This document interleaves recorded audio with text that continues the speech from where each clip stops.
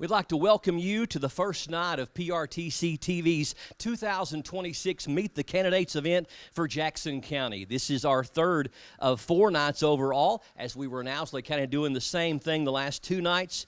We'll be featuring the Jackson County candidates both tonight and tomorrow night, and the live stream beginning at 6 o'clock both tonight and tomorrow night. We are broadcasting right now, live streaming on both our PRTC and PRTC TV Facebook pages, as well as on our PRTC TV YouTube channel, PRTC Cable Channel 109, and we're simulcasting on WWAG Radio on 107.9 and 98.9 FM. After the live stream is over this evening, we'll be posting this to our PRTC TV YouTube channel and our PRTC TV Facebook page so it can be watched on demand between now and the May 19th primary. Candidates can share it to their social media and spread the word that it's available to watch whenever and wherever, completely free of charge. Also, we plan to air it several times on our PRTC Cable Channel 109. We can't think of a better or more powerful way for our citizens and customers to connect with their potential future leaders in county government than what PRTC is doing here tonight, and we're proud to bring it to you. PRTC has Kentucky's best and fastest broadband internet. We now have over 10,000 customers in 8 different counties, including 5,000 in Jackson County alone. We believe strongly in great connections, not just with great fiber internet, but in connecting people as well and giving back to the communities that we serve. That's exactly why we're doing this. There are a lot of people running for office this year, and some or even many you may not know. Our hope is that this will help you make an informed choice when you go to the voting booth in May. We strongly encourage you to vote. Let your voice be heard. Jackson County has an unprecedented, historic election this year. This is the first time in Jackson County's history that I could find that no members of the fiscal court are seeking re-election, including all 3 magistrates and the county judge executive. We have a total of 21 candidates seeking those 4 offices, 6 for judge and 5 for each of the 3 magistrate seats.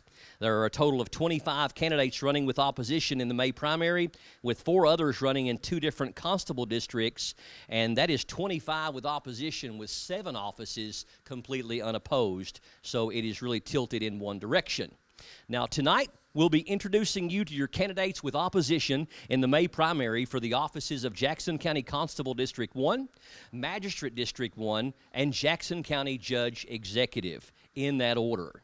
Tomorrow night, we'll talk with the candidates for Constable District 3 and Magistrate District 2 and 3. There are 13 candidates running for the 3 offices we're featuring tonight. All 13 were personally invited to come, and as of earlier today, 11 of the 13 said they could be here.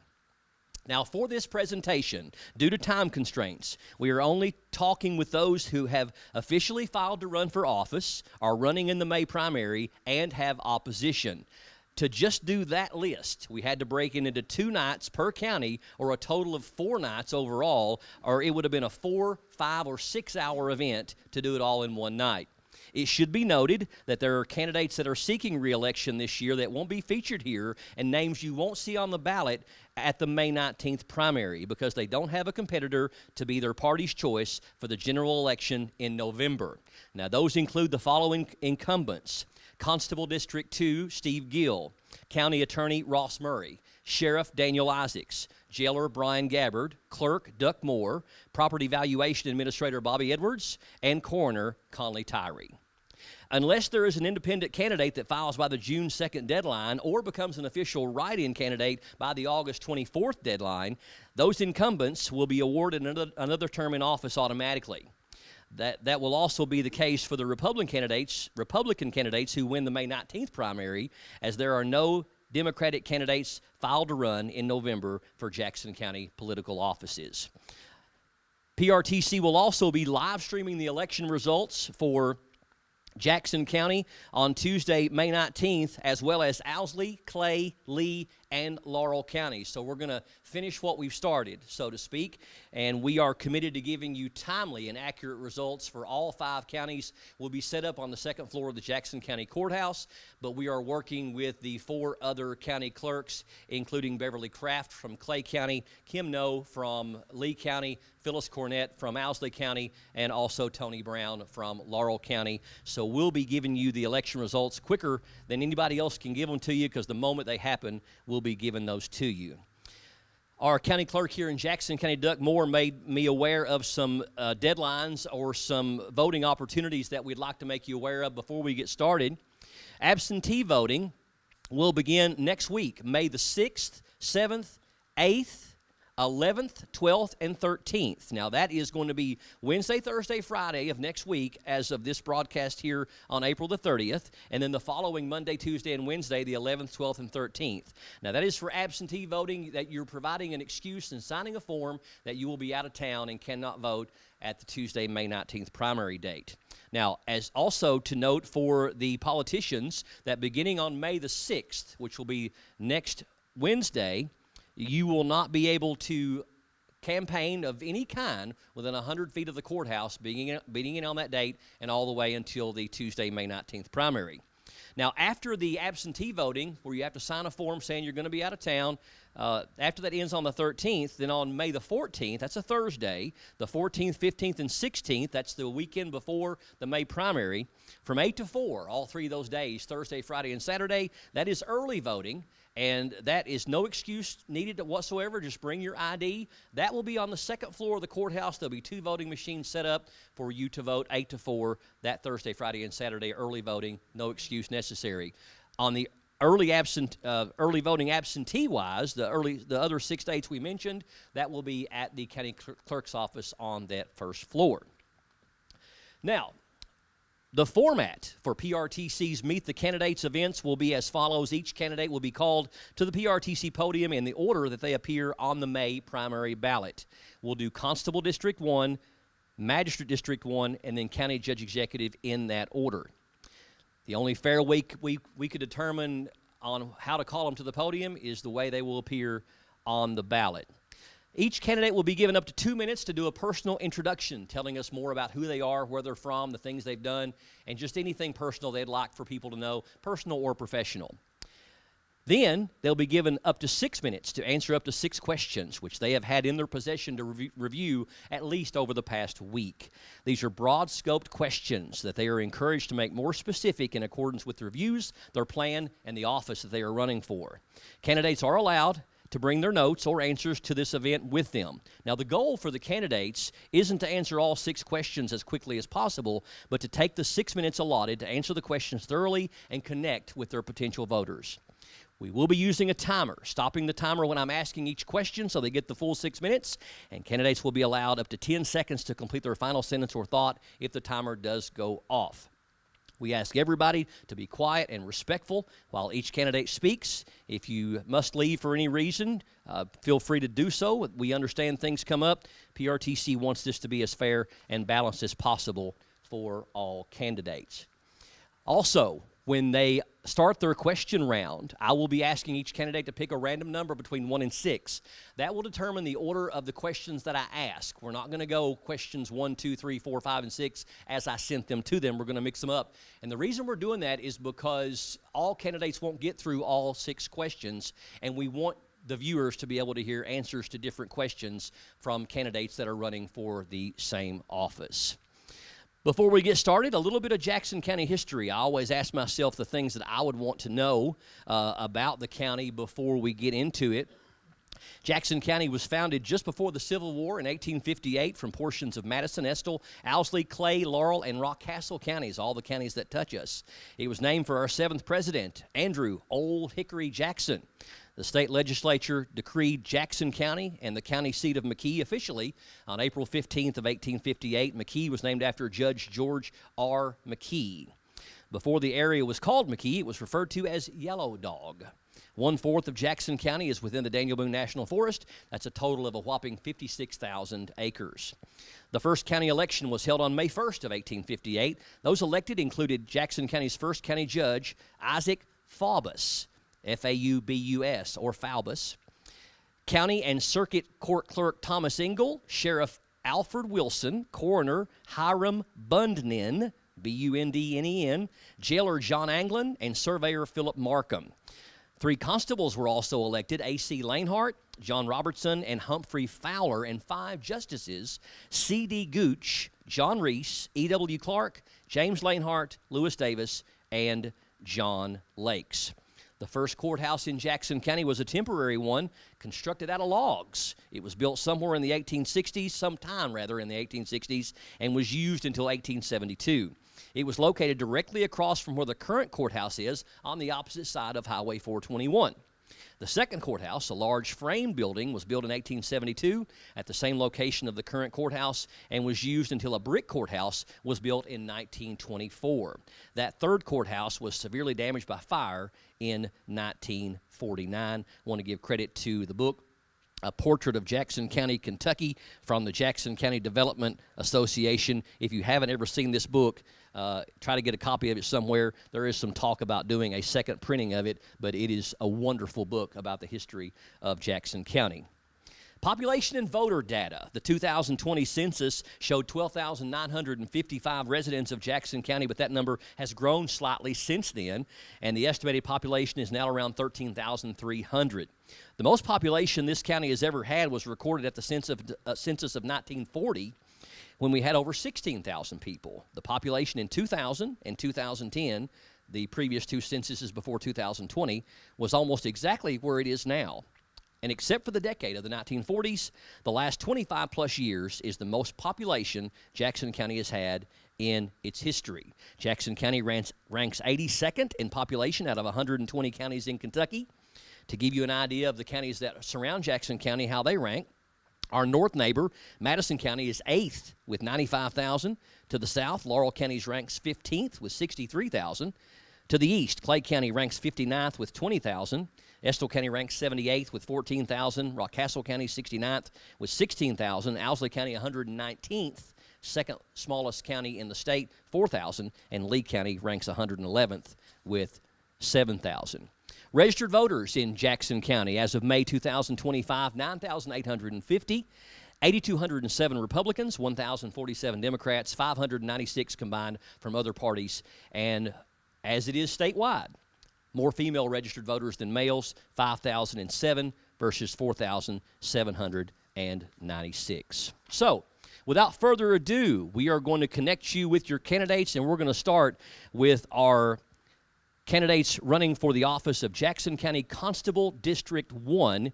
And our first candidate is William W.O. Jones. William, if you would make your way to the PRTC podium. And after that, we will have the other candidate in the Constable District 1 race, and that is Johnny Peters. All right. William, I know probably more people refer to you as W.O. than William, don't they? Yep. We'll call you that tonight. W.O., for people that don't know anything about you, take up to 2 minutes to do a personal introduction. Tell us more about yourself. Okay. Well, my name's William W.O. Jones. I'm from Clay County originally, born and raised. I moved here about 10 years ago. When I just was 17 years old, I joined the Army, and I'm medically retired. And I was a first responder in Clay County for, I'd say, 23 years. And I worked with various agencies doing that job.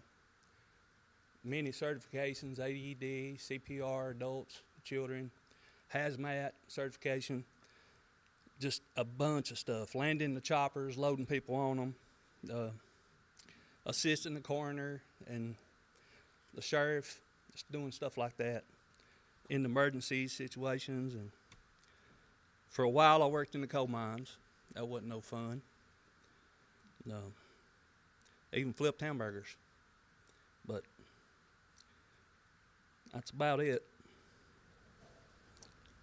All right, thank you so much for that introduction, Mr. Jones. Now, we're going to get into 6 questions. These are going to be broad-scoped questions. You are encouraged to answer these as specifically as you're able for the office that you're running for. And I'm going to ask you to pick a number between 1 and 6 that is going to determine the order of your questions. 3. Okay, number 3 is going to start with question number 6. The timer will begin after I complete this first question, and it will stop as I'm asking each individual question, so you get the full 6 minutes. Question number 6 says, if you are elected as the next Jackson County Constable District 1, you may have to make critical decisions that some people don't agree with, and you'll have voices coming at you from a lot of different places, including online. When opinions are different, how will you decide what is best to do in that situation? Well, everybody's got different opinions about how things should be done, should be, you know, the way it should be run. Not everybody's the same. That's what makes us all individuals.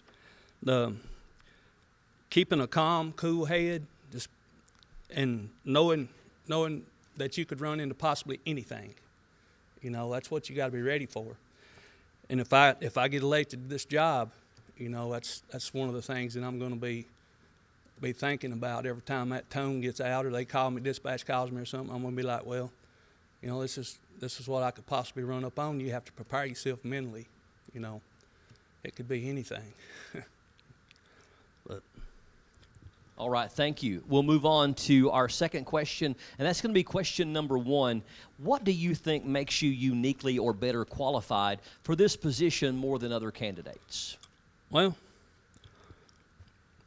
I don't think I'm any better than the other guy in any higher qualified or whatever. He's been a constable for 25 years.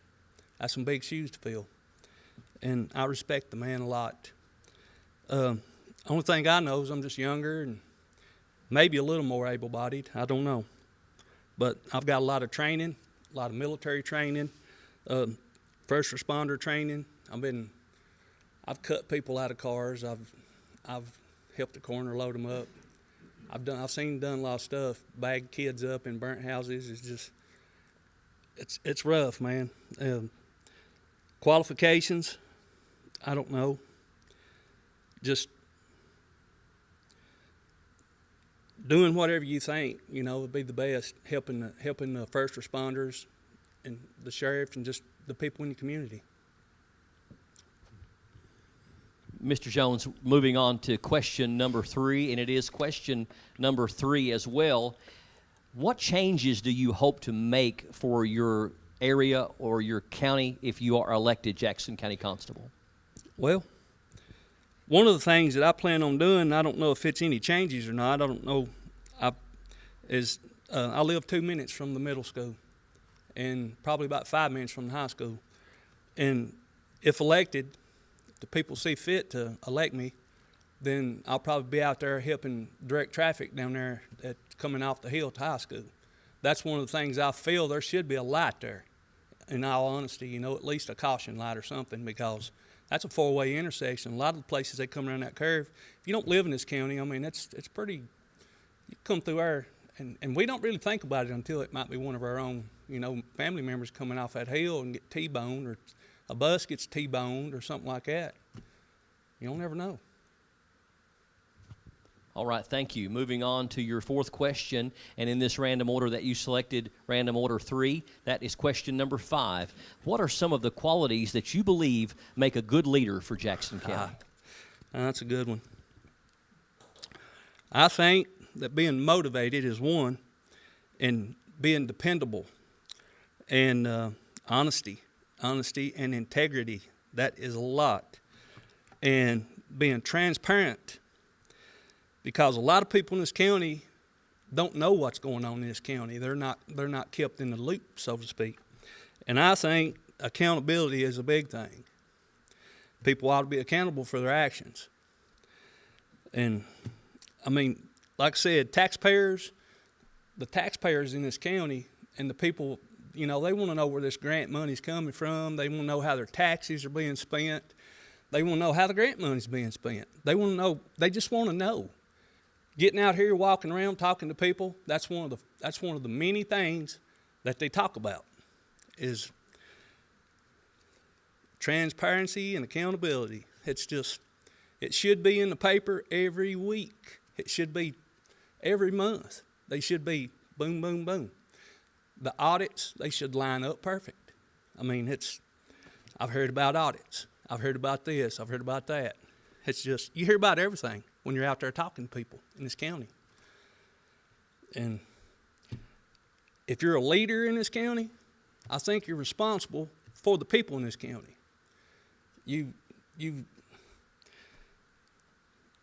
People should be able to come up to you and talk to you without making you mad, pissing you off. You should be able to tell them straight up, this is what's going on. You know, that's all we want. That's all of us want, is to know what's going on. Because there's rumors, too many rumors. I've heard them. Everybody has. It's bad. I mean, people should know. The taxpayers should know. Moving on to question number 5 for you, which is question number 2.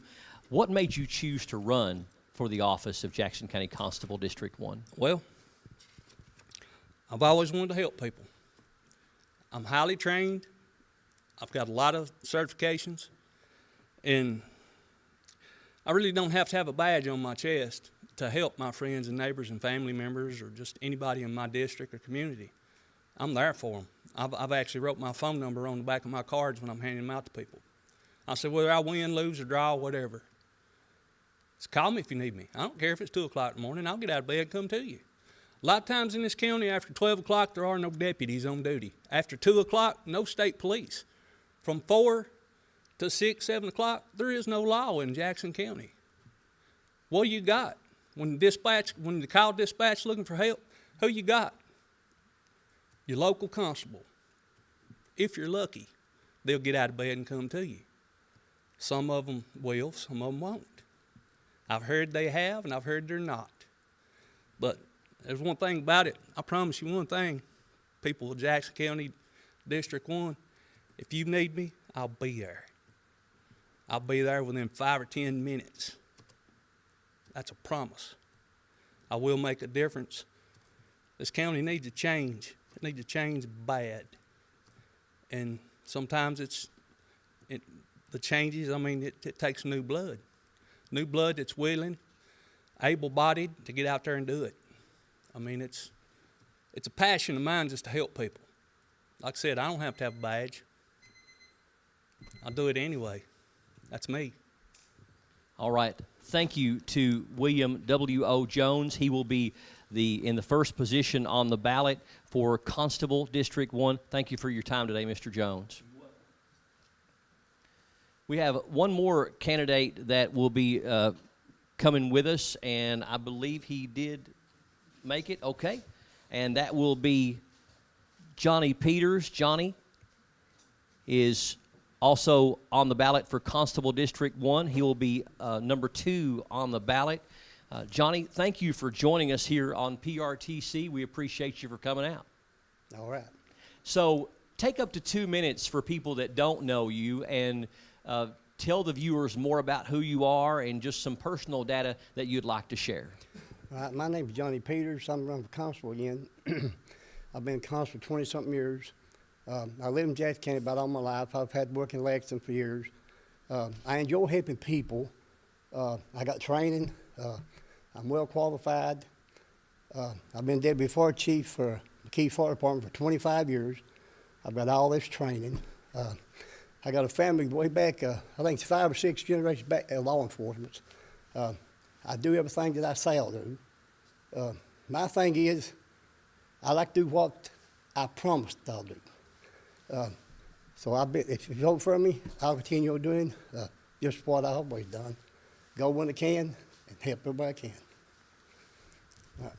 All right. Thank you very much for that introduction. Now, I'm going to ask you the same question to give me your choice of a number between 1 and 6. That will determine the order of your questions here tonight. 5. Number 5. All right. Number 5 starts with question number 5, and that is going to be, in your opinion, what are some of the qualities that you believe make a good leader for Jackson County? Work together, pull together, good team leaders, You got to have leaders. You got to help everybody. The way I've always done it, I go from A to Z. I make no difference in nobody. When it comes to law enforcement, do your job.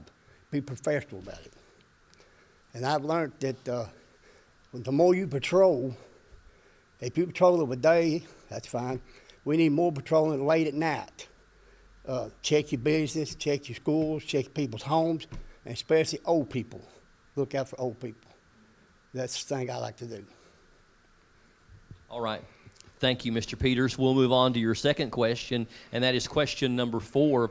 What do you believe are some of the biggest challenges that we're facing here in Jackson County? Well, a lot of challenges are drugs, just everything, domestic violence. But then it goes back, if we teamwork together. I've worked for sheriff departments, I worked state police, city police, arts investigators. If we work together and put our shoulders together, we can get more things done. When you get a call, if you hear the sheriff department goes on a call, go help them. And so far, in my 20-something years, anytime I've been in a situation and I need law enforcement, they've always come. And when you go on these calls, you got to keep a level head. No matter what you go on, if it's domestic violence, you talk to both parties. You be professional about this thing, and then you work it out. You figure out what's right and what's wrong, and don't make a haste, quick thing. Think it over. Some things that people forget about this. People don't work for us. We work for the people. Treat everybody the same. Do just what you need to do, and that way you'll get ahead. Be good to people. People deserve to be treated right. And, that's the way I am. When I go on a call, I talk it over with them. I see what the situation is. Before I ever make my decision, I talk to both parties. Then we'll go from there and see what's going on.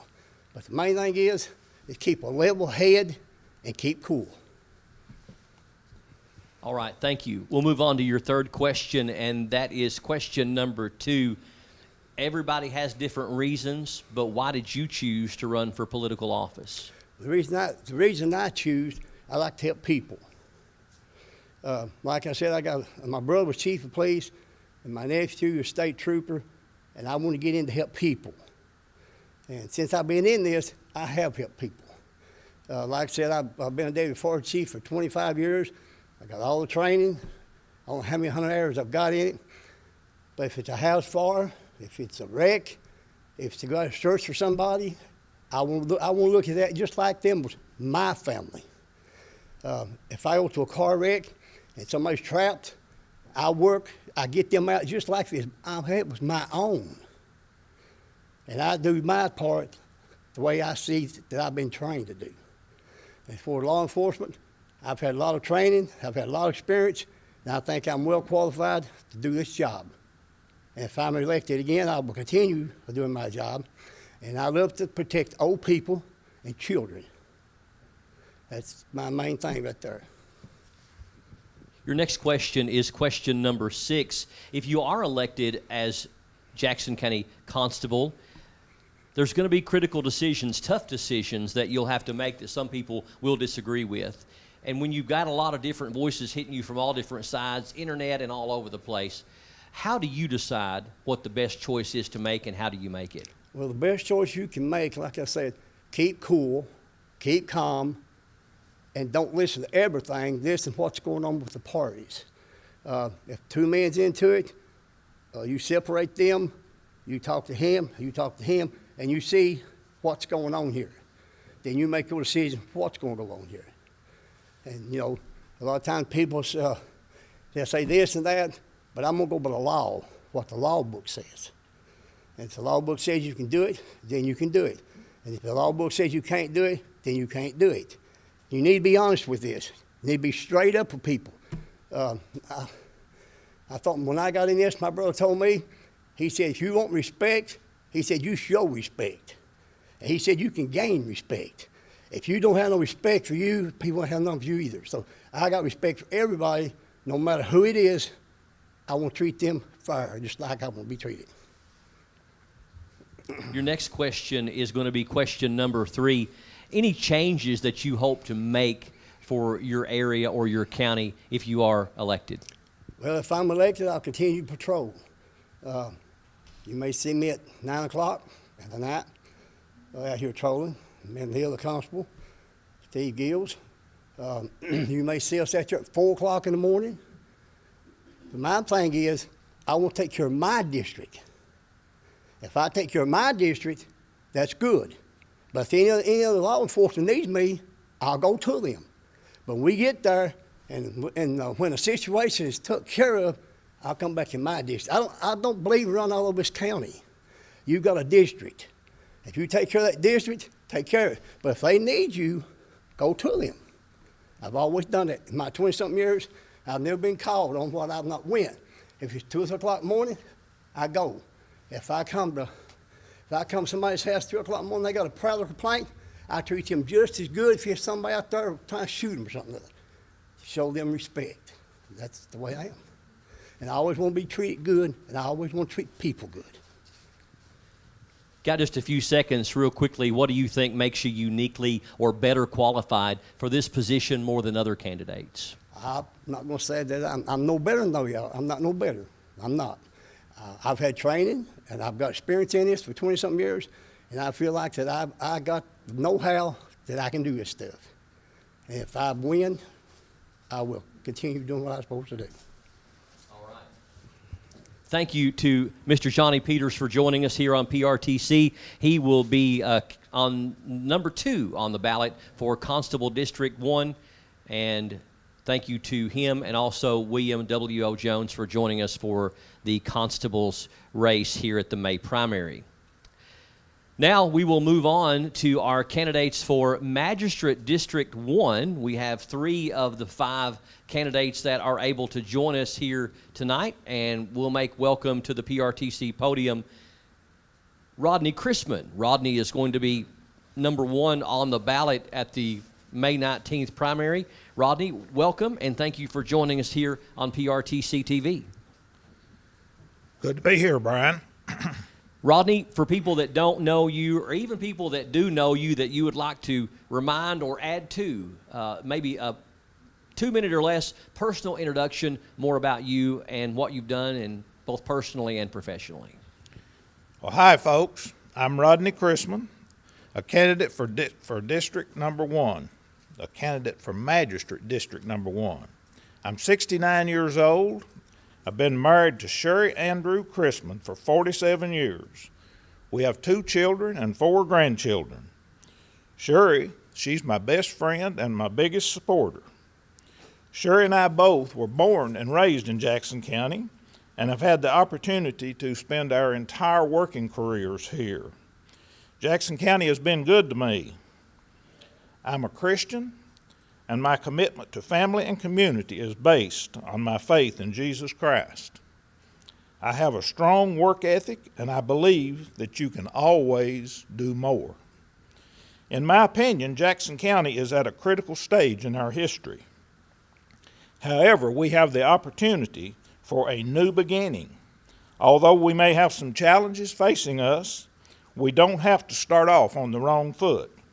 We have some very good candidates on our ballots, candidates that have been tested, candidates who will make the hard decisions, candidates whose experiences have prepared them for the future, candidates who will get up early and stay up late on your behalf.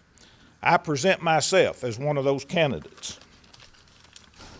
A background check of me will reveal more than 30 years of community service given of my time and resources to Jackson County. I have proven my love and commitment to this community. If elected, I'm prepared to give an attention to a higher quality of services from your fiscal court. I believe Jackson County has every right to expect the best possible from those that you elect to office. I am committed to giving you 4 years of honest, trustworthy decision-making. Your vote is important. Your vote is needed. Voting is your responsibility. Your vote is standing up for what you think is right. Make sure you vote for a candidate who is ready to take on the challenge of what is just ahead. All right. Thank you, Rodney, for that introduction. Now I'm going to ask you the same question I ask everybody else. Give me a number between 1 and 6 to determine your question order. We're going to start out with number 1. All right. We'll go with option number 1 as you requested. And that first question is going to be question number 4. What do you believe are some of the biggest challenges we're facing in Jackson County? Well, I didn't know what that question would be, but that may be the most difficult question to deliver an understandable answer to, because there are many challenges. However, our biggest challenge will be a financial shortage, in my opinion. Given the possibility that funding may tighten and expenses may explode, our county needs to replace some outdated equipment. Some of our buildings and parks need maintenance that's not been there for a while. A good number of our county employees most likely are underpaid. Now, I'm not a person that believes money is the fix for everything. The most important asset that you can have is dedicated people that are committed to do more for less to get the job done. All right. Thank you, Mr. Chrisman. We'll move on to question number 2, and that is, why did you choose to run for the office of Magistrate District 1? Well, Brian, being magistrate is an area of county government where you have the opportunity to work with people as groups and on a personal level. When I have thoughts about Jackson County, it's not just a place on the map. It's small communities like Tyner, McKee, Sand Gap, and even smaller like Hurd, Bradshaw, and Clover Bottom. It's people and people groups. It's the people I love. Jackson County has been good to me, and it's my obligation to give back to a people and a place that has given so much to me. And that's the reason that I chose to run for magistrate. All right, thank you. We'll move on to question number 5. What are some of the qualities that you believe make a good leader for Jackson County? Well, first of all, a good leader is someone who has the ability to attract positive followers. A good leader is going to have positive successes. Leaders are good listeners and communicators. Leaders know how to bring out the best in others. A good leader makes the right decisions and will take you in the right direction. A good leader will have gathered all the information before making a decision. A good leader will take you all the way to the finish line. Moving on to your 4th question of 6, and we're going to go to question number 1 this time. What do you think makes you uniquely or better qualified for the magistrate position in District 1 more than other candidates? I was employed 40 years with Jackson Energy. Almost all that time in the area of customer service. 25 of those years, I was part of the upper management at Jackson Energy. I was the lead person in developing programs and services for more than 50,000 member owners. Jackson County has approximately, as you indicated earlier, 13,000 citizens or member owners if they're paying their taxes. Being magistrate is very similar to being in the customer service business, developing programs and services that will enhance citizens' living standards. So my 40 years of experience in customer care makes me unique. We'll move on to question number 6. If you are elected as magistrate for District 1, you will most certainly have to make critical decisions that some people are going to disagree with.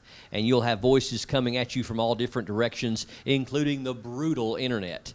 When opinions are different, how will you decide the best thing to do? Most decisions made at a magistrate level are made with 2 or more minds coming together. It's always best to gather as much information possible before making a decision. Outside of an emergency, I would not recommend making snap decisions. When precedent has been set, it's generally best to stick with with the way that you've been going. For example, if you plan to buy black cows, don't go to a red cow sale. Make decisions that are good for all the people and not just for some. All right, and the final question is question number 3. If you are elected, what changes do you hope to make for Jackson County? Well, I would like to create opportunity whereas citizens feels like that their voice is being heard. I'd like to create opportunities whereas that the youth in our community would be encouraged to become involved in their communities.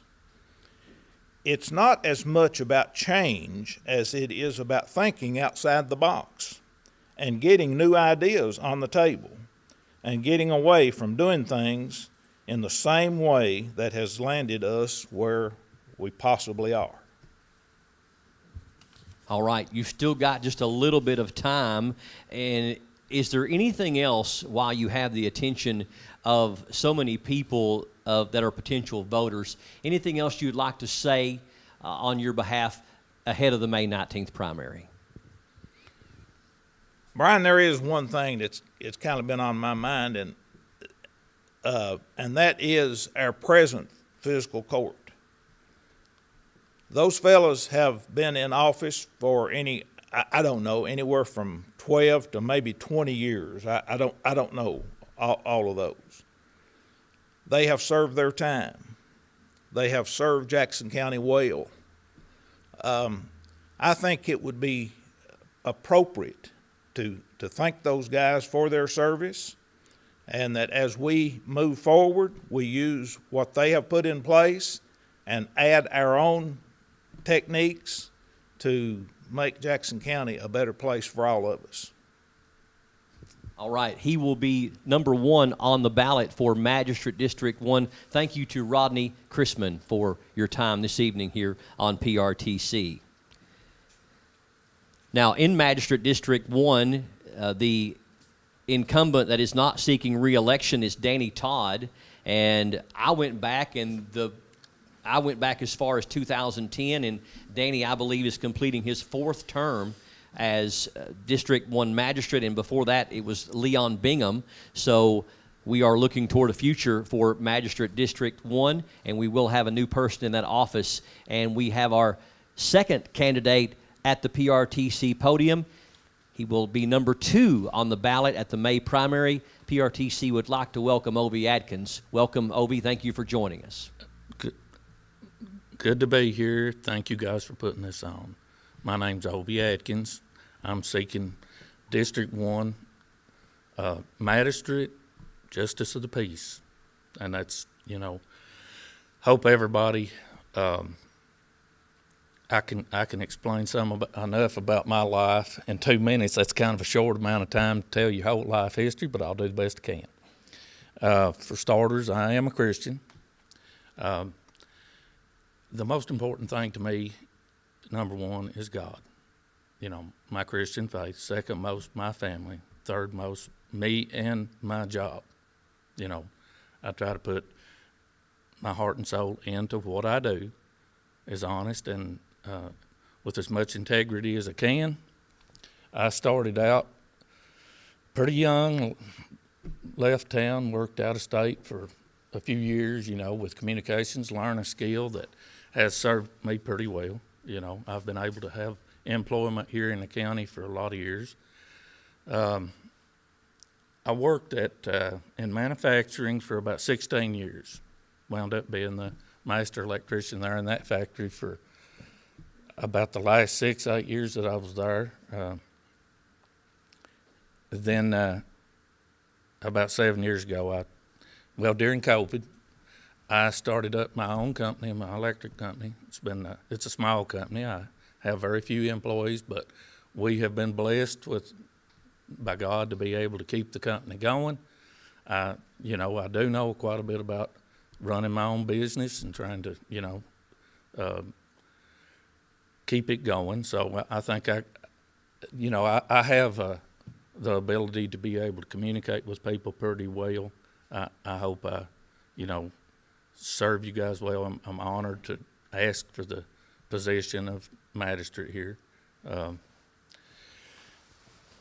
I've been blessed with 4 sons, 9 grandchildren. That is the light of my life, and it's very important to me that we build a future for our children, and all right, thank you, Mr. Atkins, for that introduction. Same thing for you as the other candidates. Give me a number of your choice between 1 and 6 that will determine your question order. Number 2. All right, we're going with number 2, and that will start us with question number 3 on the list that we provided for you. And we're going to start with, what changes do you hope to make for your county if you are elected as District 1 Magistrate? Well, to start with, I don't know how to run that department. I don't feel that anybody that's never been there, what little I have learned in the past few months since, I came out as a candidate, which is just what I see at the judge executive meetings and that kind of thing. I'm not fully prepared to say that I, know how to run that department, and by no means. But what I can say is I will work as hard as I know how and as honest as I know how to do whatever I need to help keep it going. There's not anything I can say other than the utmost respect for the people that have been in office and that have run that.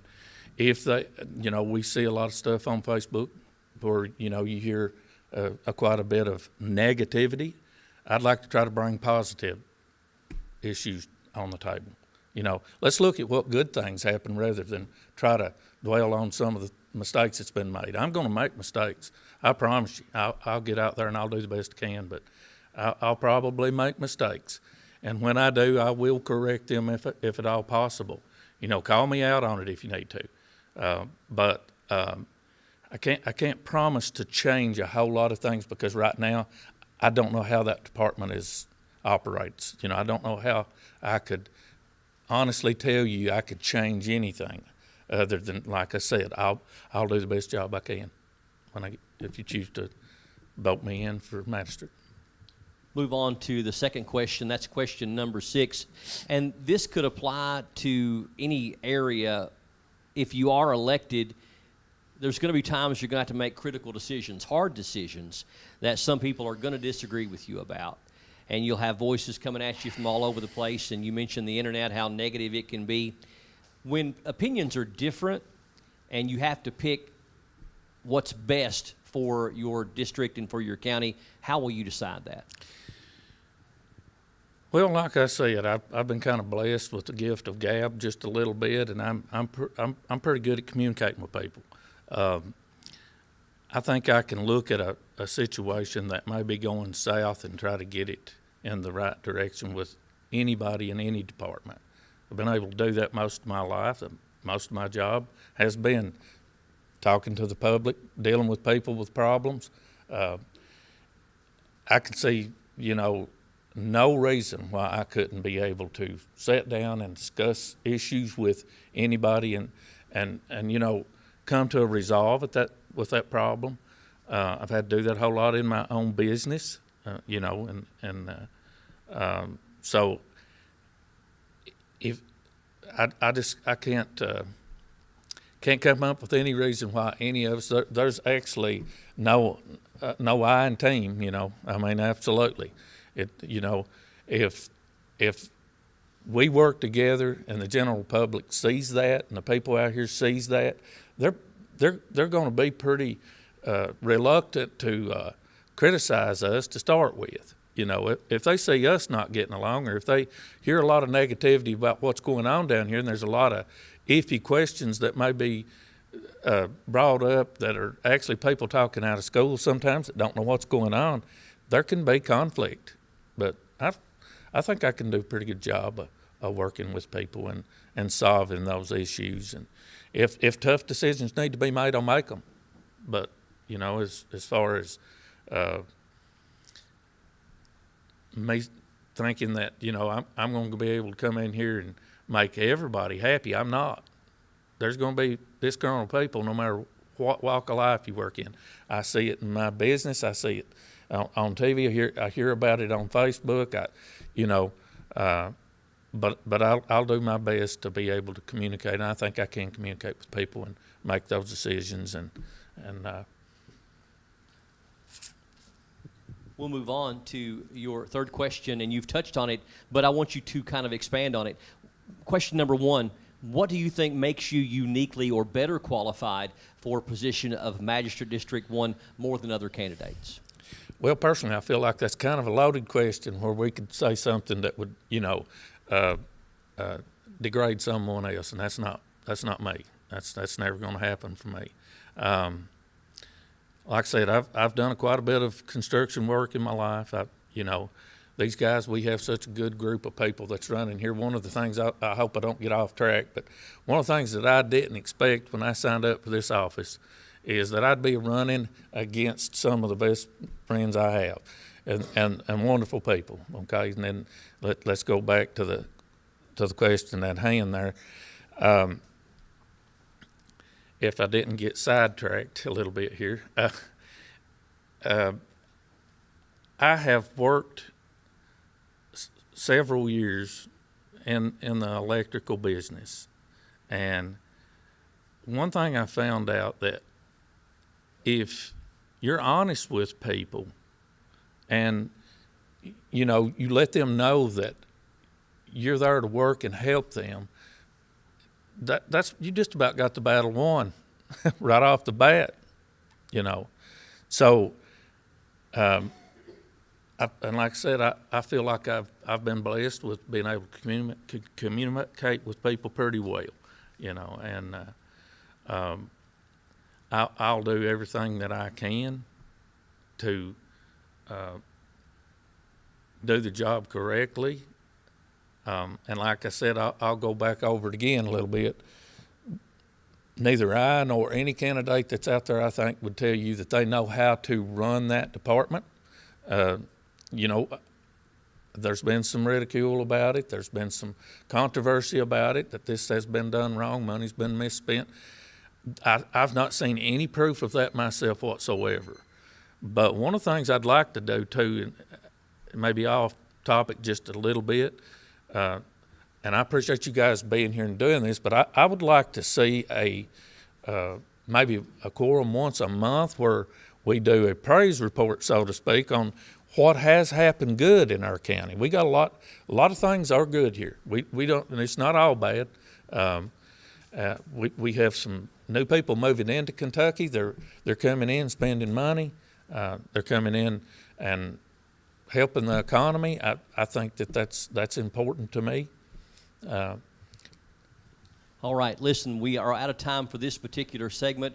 I want to thank you, Obie Atkins. He will be number 2 on the ballot this year at the May primary for Magistrate District 1. Thanks for joining us on PRTC. All right. We appreciate you. We have one more candidate that is here tonight in Magistrate District 1, and he will be number 3 on the ballot. We'd like to make welcome here on PRTC, Mr. Tim Madden. Tim, thank you for joining us. Thank you, Brian. I appreciate being here. For people that don't know you personally or may not know a tremendous amount about you, give us up to 2 minutes of a personal introduction with some things that you would like the viewers and your potential voters to know about you. Thank you. I appreciate it. Good evening to you, and my name is Tim Madden. I am a candidate for Magistrate 1, District 1. I've been born and raised here in Jackson County all my life. My parents were Roscoe and Shirley Madden, and if you can't hear me, I got to back up. I got to use my hands. Roscoe and Shirley Madden, again, was my parents. I've got one brother, Jeff Madden. I went to Jackson County High School here, graduated in 1979. Married Donna Madden, is here with me tonight, supports me so much, and I appreciate her so much. We got 2 daughters, Elena Shanae Day, Tiffany Amber Medlock, which she's with me tonight. I appreciate that very much. My granddaughters, I got 4 grandchildren, Riley Medlock, Mackenzie Medlock, Kobe Medlock, and Raylan, which now is Hacker. She was Raylan Hicks. She's married to Austin Hacker. I've spent 32 years my career here in Jackson County. Been fortunate to make my living here in Jackson County. Actually, me and my wife both. My career, 32 years of Farm Bureau agent. I've been involved in many public service pretty much ever since I've been an adult, when I got out of school, matter of fact, and especially ever since in my marriage and when I started my work. I've been involved in many organizations. I really don't go back into a lot of the organizations that I've done or what I've done in the past. What I like to concentrate on is what that I can offer District 1 in the future. And in our first candidate, Meet the Candidate, I talked about 2 things that I think is very important role for a magistrate to be, and that is a leader in leadership and a manager in management. That is 2 things that I think that you'll hear me talk about tonight in these 6 questions. All right. Thank you, Tim Madden, for that personal introduction. Same thing for you. A number between 1 and 6 that will determine your question order. It's just number 1's fine with me. Number 1 starts with question number 4. A good place to jump off here.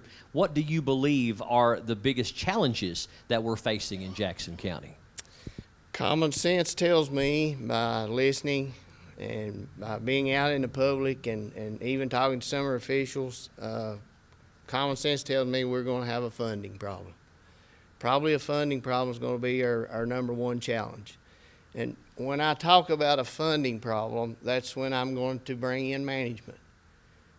A funding problem, anytime you have funding problems, a good manager will take what he has to work with or she has to work with, and you have to manage that. You have to take that money. A lot of this funding money that the fiscal court has, it's already mandated. So a lot of it has to be you don't have a choice as to what to do with it. But a lot of it you do. And you have to manage that and put that money where that you can get the most benefit for your county, especially for our district. That's where that the management comes in the funding department. So that's what I think would be probably one of our most challenges, and there's probably not a challenge out there that we can't work together and solve. All right. Thank you, Mr. Madden. We'll move on to question number 2. Why did you choose to run for the office of Magistrate District 1? I've answered that many times, and I'll answer it the same way tonight as I've answered it before. Mr. Todd told me probably over a year ago that he was retiring, that he was not going to seek re-election. When he told me that, things kind of started turning in my mind. I started talking to some people, kind of got some encouragement, for that position. So I sat down and I started looking at what the actual duties of a magistrate were. I really hadn't studied that in the past. So I wanted to know what the duties were. I wanted to know what was going to be expected of me. So I studied that, what the duties of a magistrate were. I found when I did that I qualified for that position. I fully qualified to be a magistrate for this county. So when I did that, I had to convince my wife of that. She asked me, why do you want to get involved in that? And that's the same thing I told her. And my family, when we talked about it, they said, we're going to support you. You feel like you can make a difference, we'll be there for you. And that's why I'm here tonight. I've been asking the people for your support, and that's why I'll ask you again tonight. You support me in this May election, I'll be a voice for the people of District 1 in the fiscal court. Thank you. Our next question is question number 5 in your random order number 1, and that is going to be to ask you, what are some of the qualities that you believe make up a good leader for Jackson County? Leadership pertaining, as I have to pertain that, I have to put that in a perspective as a magistrate. And a leader in a magistrate's position, I believe, is communication with your district, with your people. The leadership that you provide to be a voice for those people. I feel like that I can be a voice for my district in the fiscal court. There's a little saying on the bottom of my card, says a voice for the people. That wasn't put there by AI, that was put there by me. I chose to do that. That's what I choose to do, is to be a leader. A leader has to have a vision of where you're going. If you can't have a vision of where you're going, how are you going to expect people to follow you? I don't want to follow anybody that don't know where they're going. So if you can look at your district, where you want your district to be in the future, then you can lead people into the fiscal court. You can look at things, problems you've got out in the district. I've solved problems that we do have, and take that to the fiscal court and discuss those and come to a solution to them. Your next question, Mr. Madden, will be question number 1.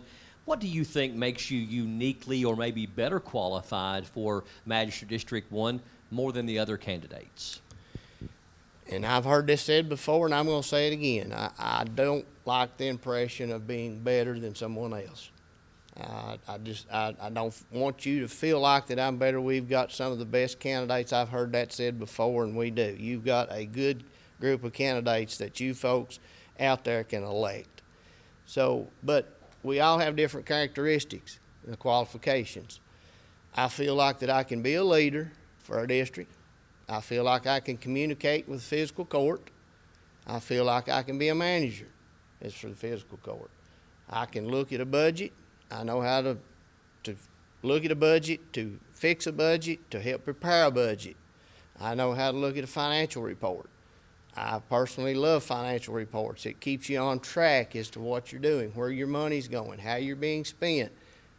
It lets you know what you're doing. And I don't know how they operate now. I really don't. But I would prefer to see a financial statement on a monthly basis. If elected, that would be one thing that I would prefer to look at, see where our county's going each and every month, that we know that we're on track. That's where I would go with that. Question number 6, if you are elected as District 1 Magistrate, you are most certainly going to have to make difficult and critical decisions along the way. When you got voices coming at you from all different areas and opinions are different, how will you decide what's best? And again, that question goes back to being on the magistrate level. A magistrate is probably not going to make too many decisions upon himself. You can listen to the people's problems, and I've sat in homes, I've listened to their problems that they think that we have, and gave some solutions. But making a decision on a magistrate level, I think that will go to the fiscal court. You've got 3 magistrates and a judge that makes up this fiscal court. That has to be people that has to work as a team together. You can't make a decision upon your own. If you don't take that decision to the fiscal court and come up with the best solution, what's best? Now, I'm going to stand up for District 1 because that's who the people that I'm asking to elect me is District 1. I want District 1 to have the very best that we can have in District 1. But when it comes to decision making, then that decision, I'm one vote. I'm one vote as a magistrate. I need the assistance and the help of the other magistrates and the judge. Judge needs the magistrates needs the judge. You've got to work as a team and make that decision in what we feel like is best for the county. All right, Mr. Tim Madden, thank you for your time, and we appreciate you coming out tonight along with the other candidates. Tim Madden is going to be number 3 on the ballot for Magistrate District 1. Thank you for joining us here on PRTC. Thank you, Brian. We will now move on to our final group that we're going to be looking at tonight and talking with, and that is going to be our candidates for Jackson County Judge Executive. There are 6 candidates running for the office of Jackson County Judge Executive, and we will start with candidate number 1 on the ballot. We'd like to make welcome Betty Hayes to the PRTC podium. Thank you. Thank you guys for putting this on. Betty, if you would take 2 minutes or less and give us a personal introduction for people that don't know you, tell us more about yourself. I have lived in Jackson County my whole life. I am married to Joel Hayes. We've been married for 27 years. Between us, we have 3 daughters and 4 granddaughters. My daughter lives in Jackson County and is raising 2 of my granddaughters in Jackson County.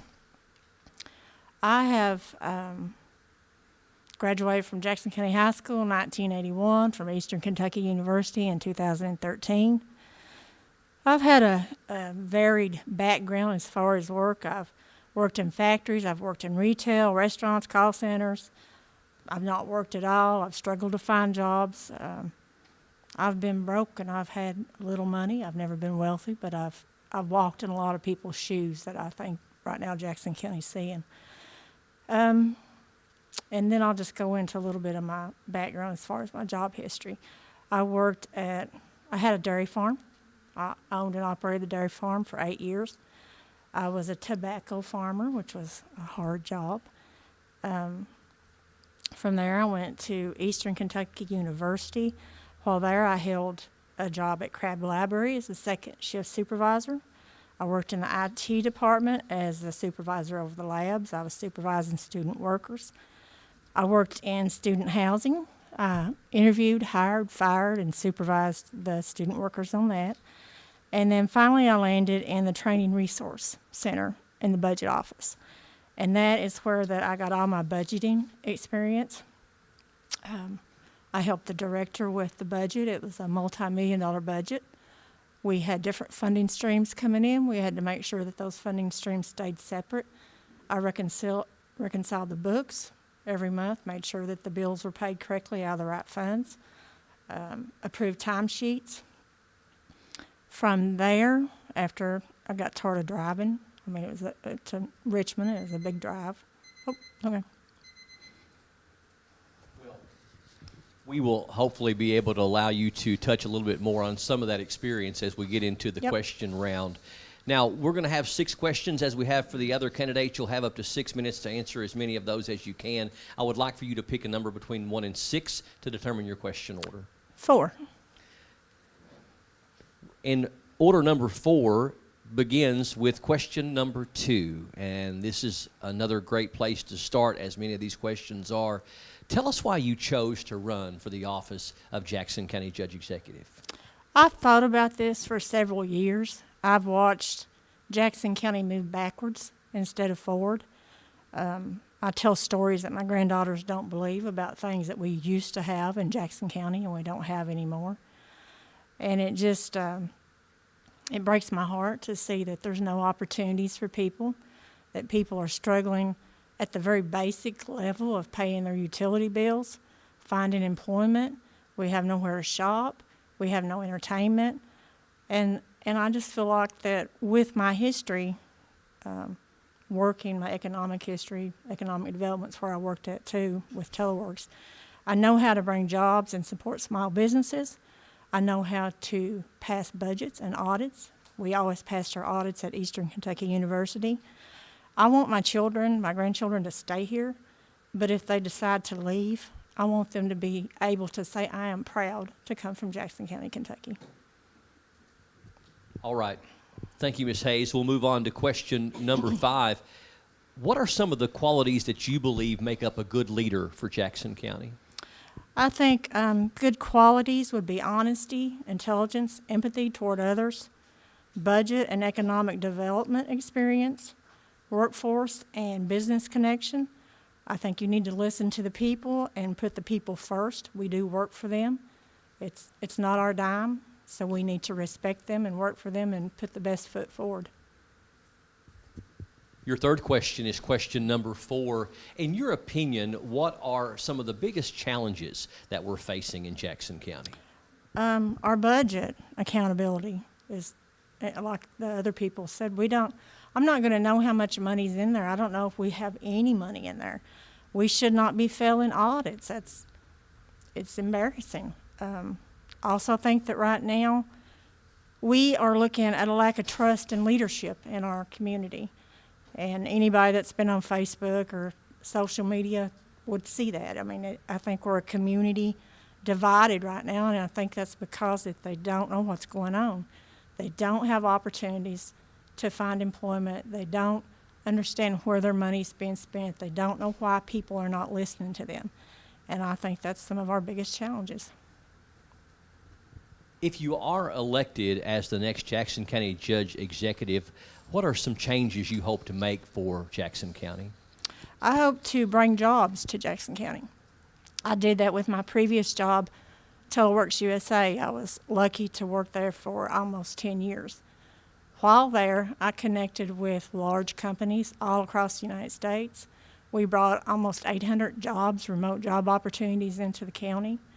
I know not everybody wants to be call center or work from home, but we are set up very well to work from home here in this county. We have the fastest internet, not just in Jackson County. I would put it up against the United States. I know a lot of people, a lot of companies, when I would talk to them, I was met with disbelief and hesitation because they didn't think we had fast internet until we started doing speed tests. And then we pulled in places like Apple, Hilton, 1-800-Flowers, U-Haul. So that is one option. And then knowing how to sell the workforce to these people, knowing how to contact them, how to look for jobs. A lot of people want big factories. I don't think we'll ever have a Toyota in Jackson County, but we may have the factory that makes parts for Toyota. So I'll go after those jobs just like I did the remote jobs. I think I have the experience to do that.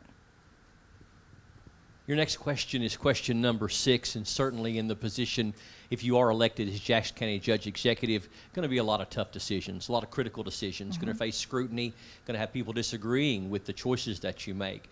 Voices coming from everywhere, the internet is unforgiving, and they don't have to have even qualifications to share their opinion on the internet. Go figure. How are you going to know what voices to listen to and what's best for the county? Well, I've already experienced some of that just from running for this office.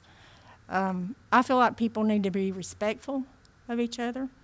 I feel like that if people have a legitimate concern or question, I'm willing to listen to that. I think we owe them that. I want to hear other people's ideals.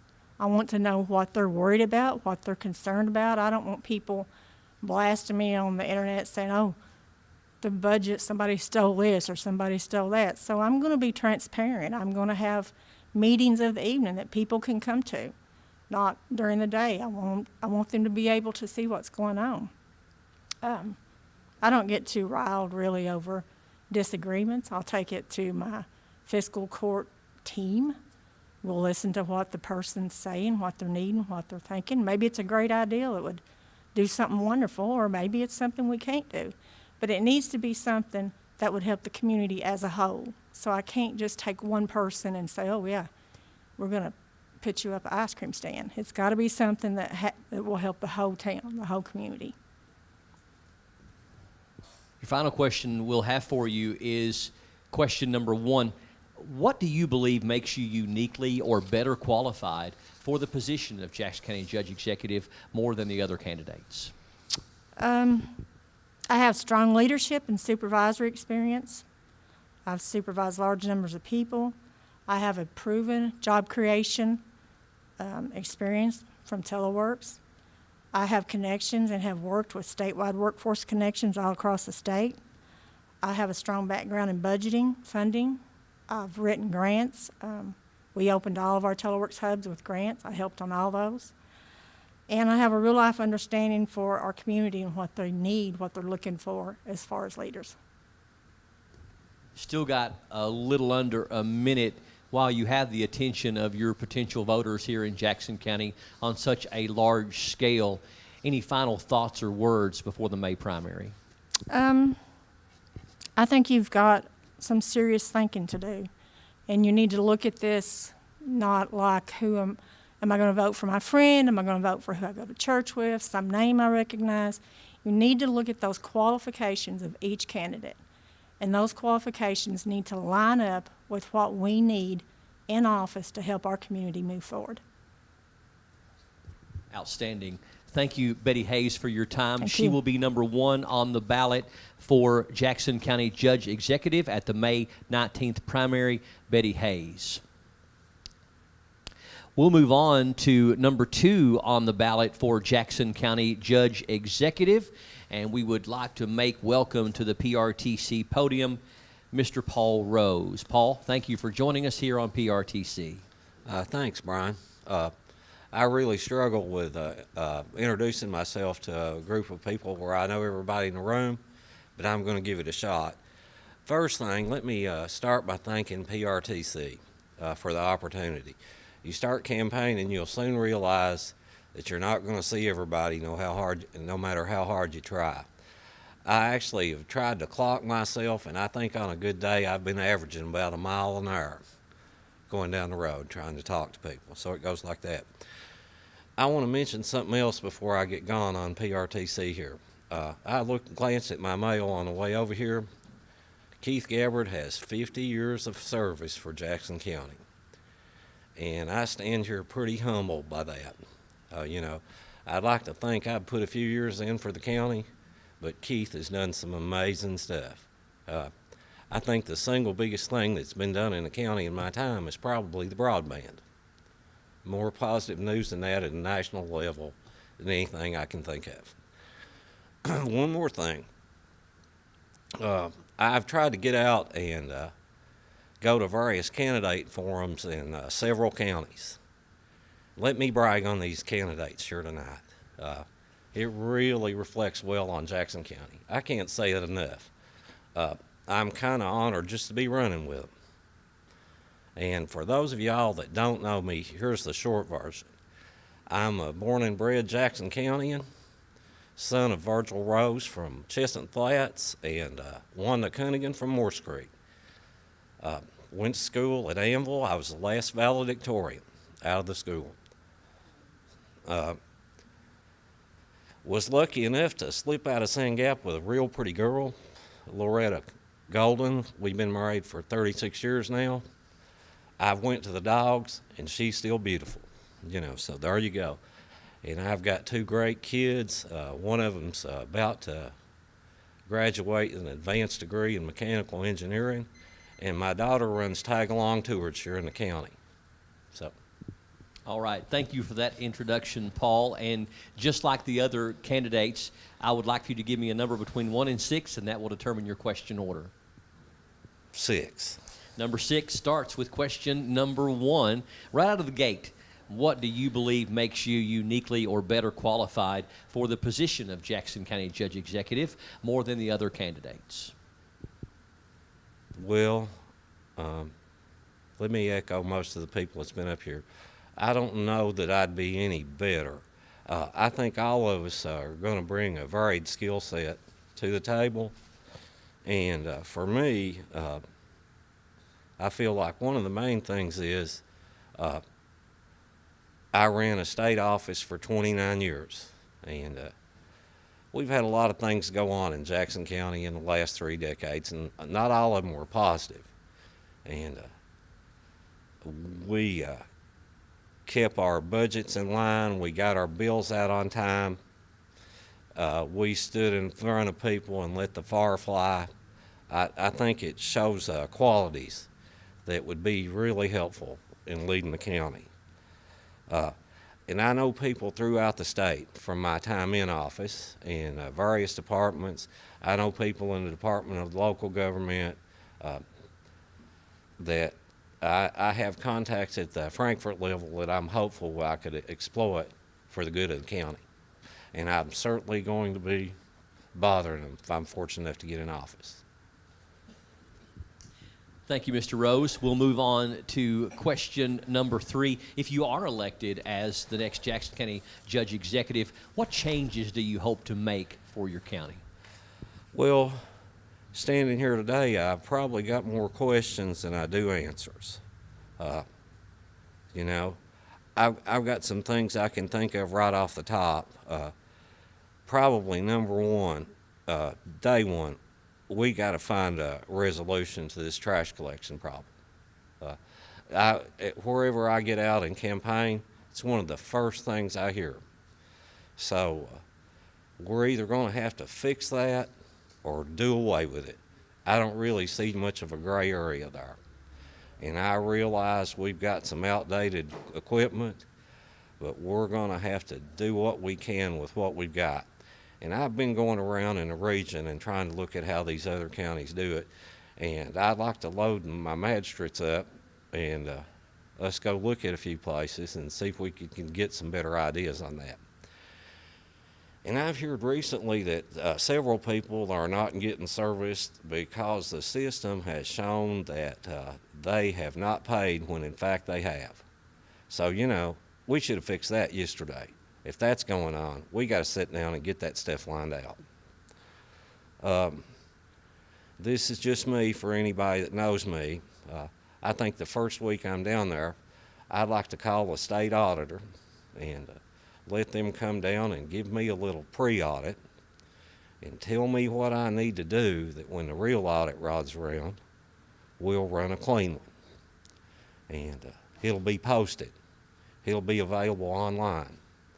So that's the kind of things I think that we need to face right off the bat. Question number 6 is up next. If you are elected for judge executive, there are going to be a lot of difficult decisions, a lot of critical decisions. A lot of people are going to disagree no matter what.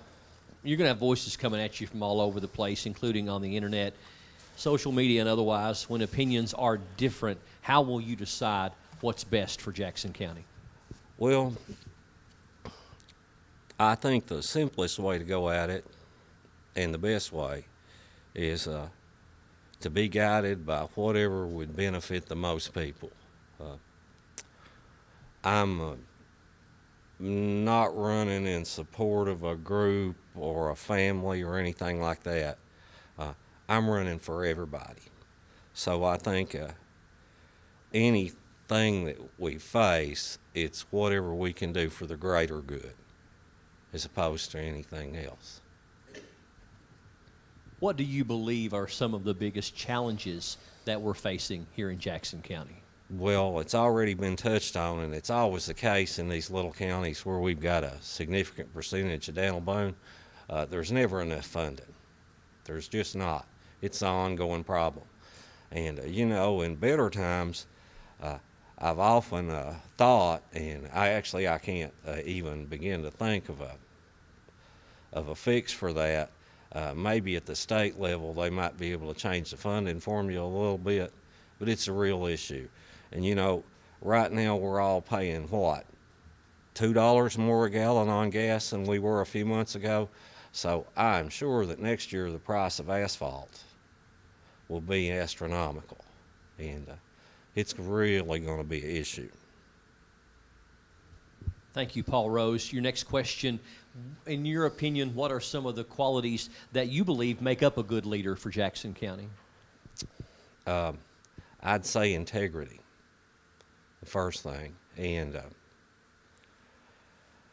ability to manage multiple projects would be another, and ability to work with others. You know, it's government by consensus. And ideally, you know, the judge executive and the magistrates are all going to be on the same page. And whether we are or not, that'd be my goal. That, you know, I could present a clear enough vision to get us all going the same way. Final question, why did you ultimately choose to run for Jackson County Judge Executive?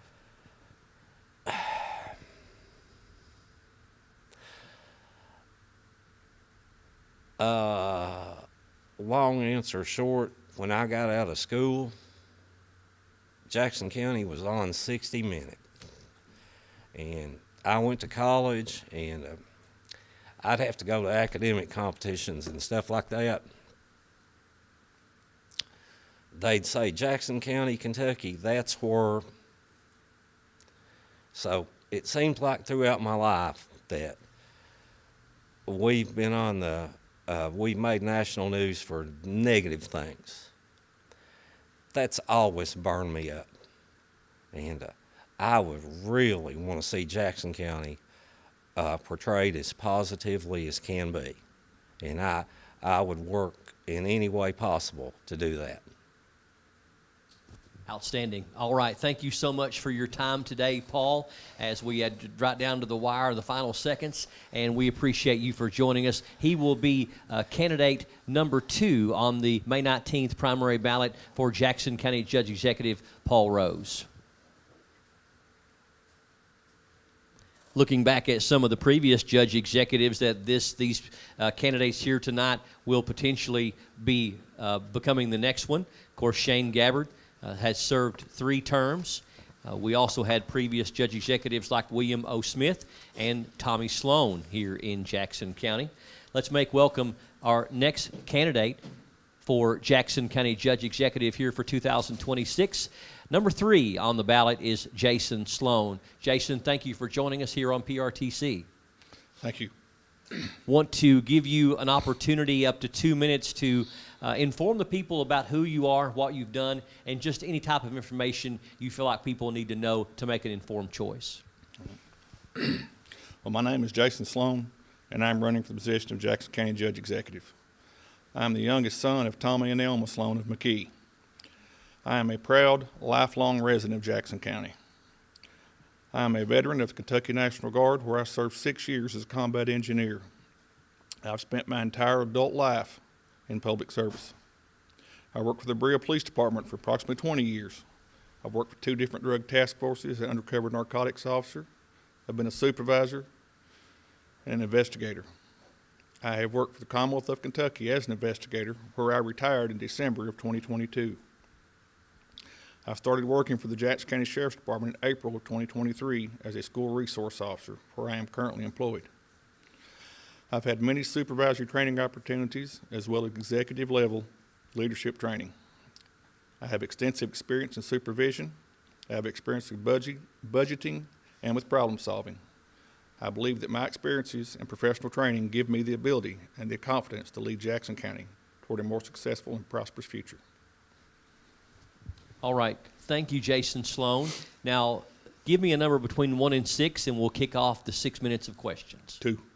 Number 2 is going to start with question number 3. If you are elected, Jason, as the next Jackson County Judge Executive, what changes do you hope to make for your county?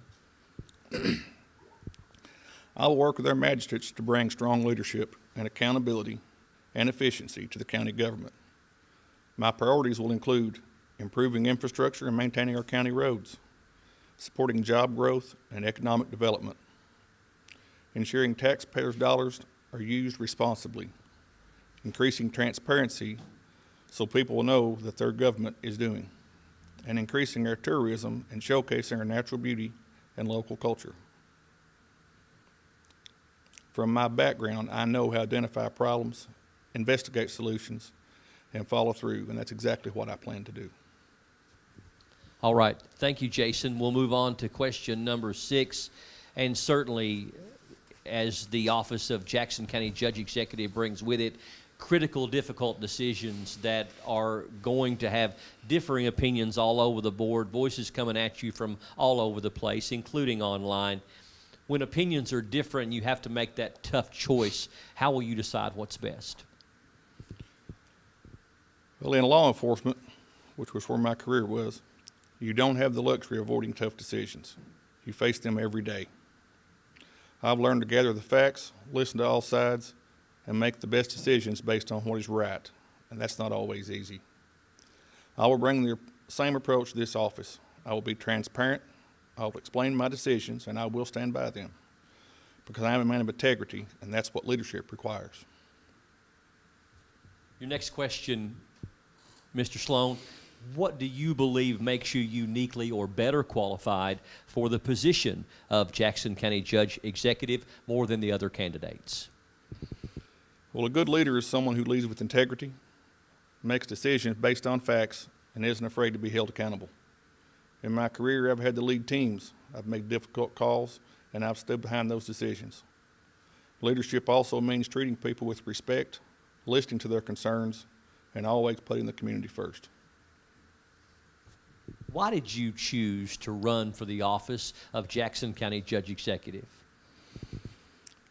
After my career in public service, I felt a calling to continue serving, just in a different role. I've spent years protecting and working for the people, and I want to take that same commitment and apply it moving Jackson County forward. I'm not running for a title or a family tradition, as some people have mentioned. I'm running to make a difference and to serve the community at a higher level. I believe that I can do these things and build a better future for our community. I want our children and grandchildren to have the opportunity to live and work in Jackson County and not have to move away for work opportunities. I want them to have pride in where they're from, the same as I do.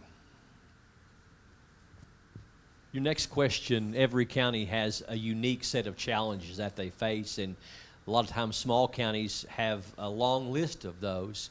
In your opinion, what do you believe are some of the biggest challenges we're facing in Jackson County? One of our biggest challenges is creating opportunities for a younger generation to stay here and build a life. We're also dealing with limited resources while trying to maintain and improve our infrastructure. From my experiences in law enforcement, I've seen firsthand how these issues impact families. That perspective drives me to focus on real practical solutions, not just talk about them. A lot of things make up the qualities of a good leader. From your perspective and in your opinion, what do you believe makes up a good leader for Jackson County? Sets me apart is my lifetime of career in law enforcement, including 15 years of investigative experience and over 10 years in a supervisory position. I've spent my career making tough decisions, managing people, and being held accountable for outcomes. I've also completed the executive level training that's prepared me for leadership at a higher level. On top of that, I've lived in Jackson County my entire life. My family roots here go back to before the Civil War. This isn't just where I work, it's my home. I understand the people, our values, and what matters most in this community. Still got some time. The May primary, as of this filming here on April the 29th, is less than 3 weeks away. While you have the attention of the voters and the viewers that could be potentially looking your way, is there any final thoughts or something you would like to say to the people? I'd like to take this opportunity to thank PRTC and everyone involved with this event for the opportunity to share my thoughts and my insights on the future. And I'd like to humbly ask everyone of Jackson County for their support and vote May 19th. Thank you. All right, Jason Sloan, thank you. He is going to be number 3 on the ballot this year in the May primary for the office of Jackson County Judge Executive. We'll move on to number 4 on the ballot for Jackson County Judge Executive. I'd like to make welcome to the PRTC podium Miss Linda Issacs. Linda, thank you for joining us. Thank you for having us and all the candidates here tonight. You know, it's a privilege to be here and represent Jackson County as a candidate. So for people that don't know you, and even if they do know you, they might not know everything about you, but could you take 2 minutes or less and give us a personal introduction and with the information you'd like people to know about Linda Issacs? Well, my family, I've been in Jackson County a little over 23 years. I wasn't born and raised here, but Jackson County is much like my home that I was raised in Tennessee. And the people, I love them so much because their dedication to their families, their work, the way they believe, their Christianity really stands out. If I travel all over the U.S., it's shown that our unique set of people that we have, just particularly here in Jackson County, really make a difference to people. And for me, it's an honor to be able to just be a part of them and, you know, and I'm a little bit nervous tonight, so you'll have to overlook me some because this is different for me. But, I mean, I love the people here. I mean, I've spent business here. I built business in this county. You know, I've served in my community. I really got to know the people. I seen their struggles and the way they were. And how could you just not step up and want to make a difference for them? So to me, it's time that we do things different here in Jackson County and that we really step up and serve the people. And for me, I feel like the things that are about me, my family, my business ethics, my work really stands out and will serve the people. Okay, thank you for that introduction, Linda. Now we'll move on, and I'll ask you to give me a number between 1 and 6 that will set the order of your questions in motion. We'll go with number 1. All right, number 1 starts with question number 4, and this is a big one.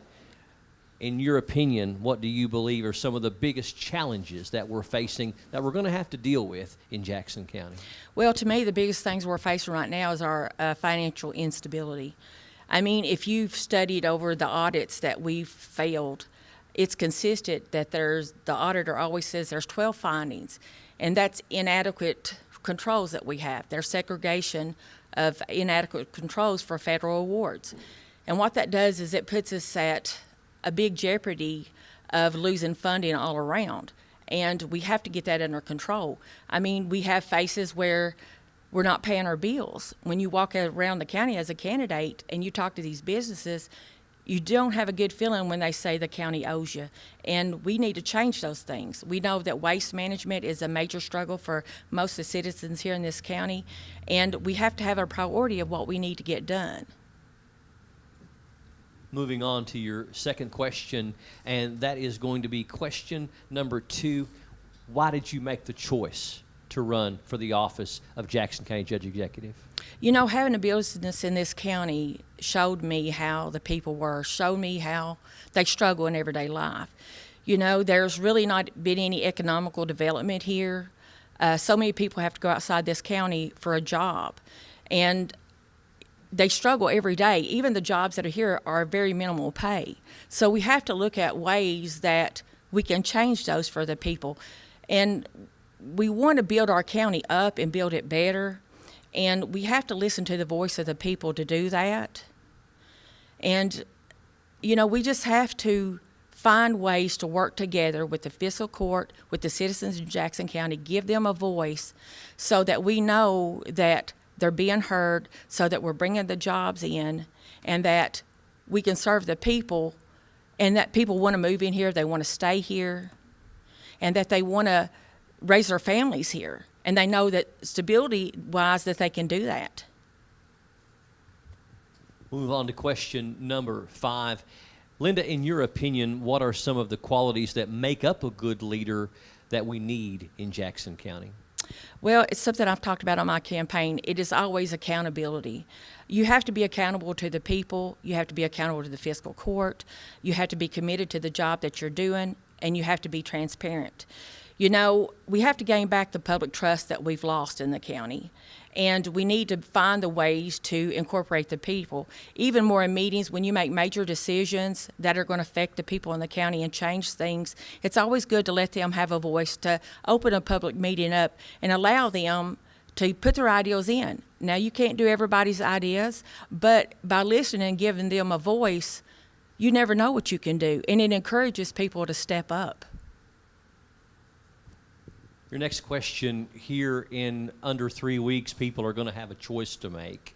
And each candidate believes that they bring a unique or different skill set to the job and believe that something separates them from the other candidates.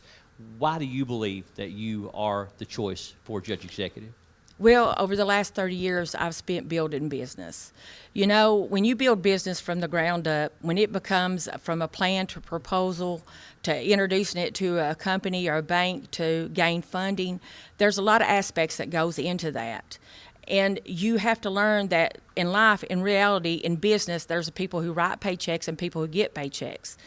And when you're in control of writing those paychecks, you have to control every aspect of that business and know that the decisions you make will make those people prosper that are underneath you.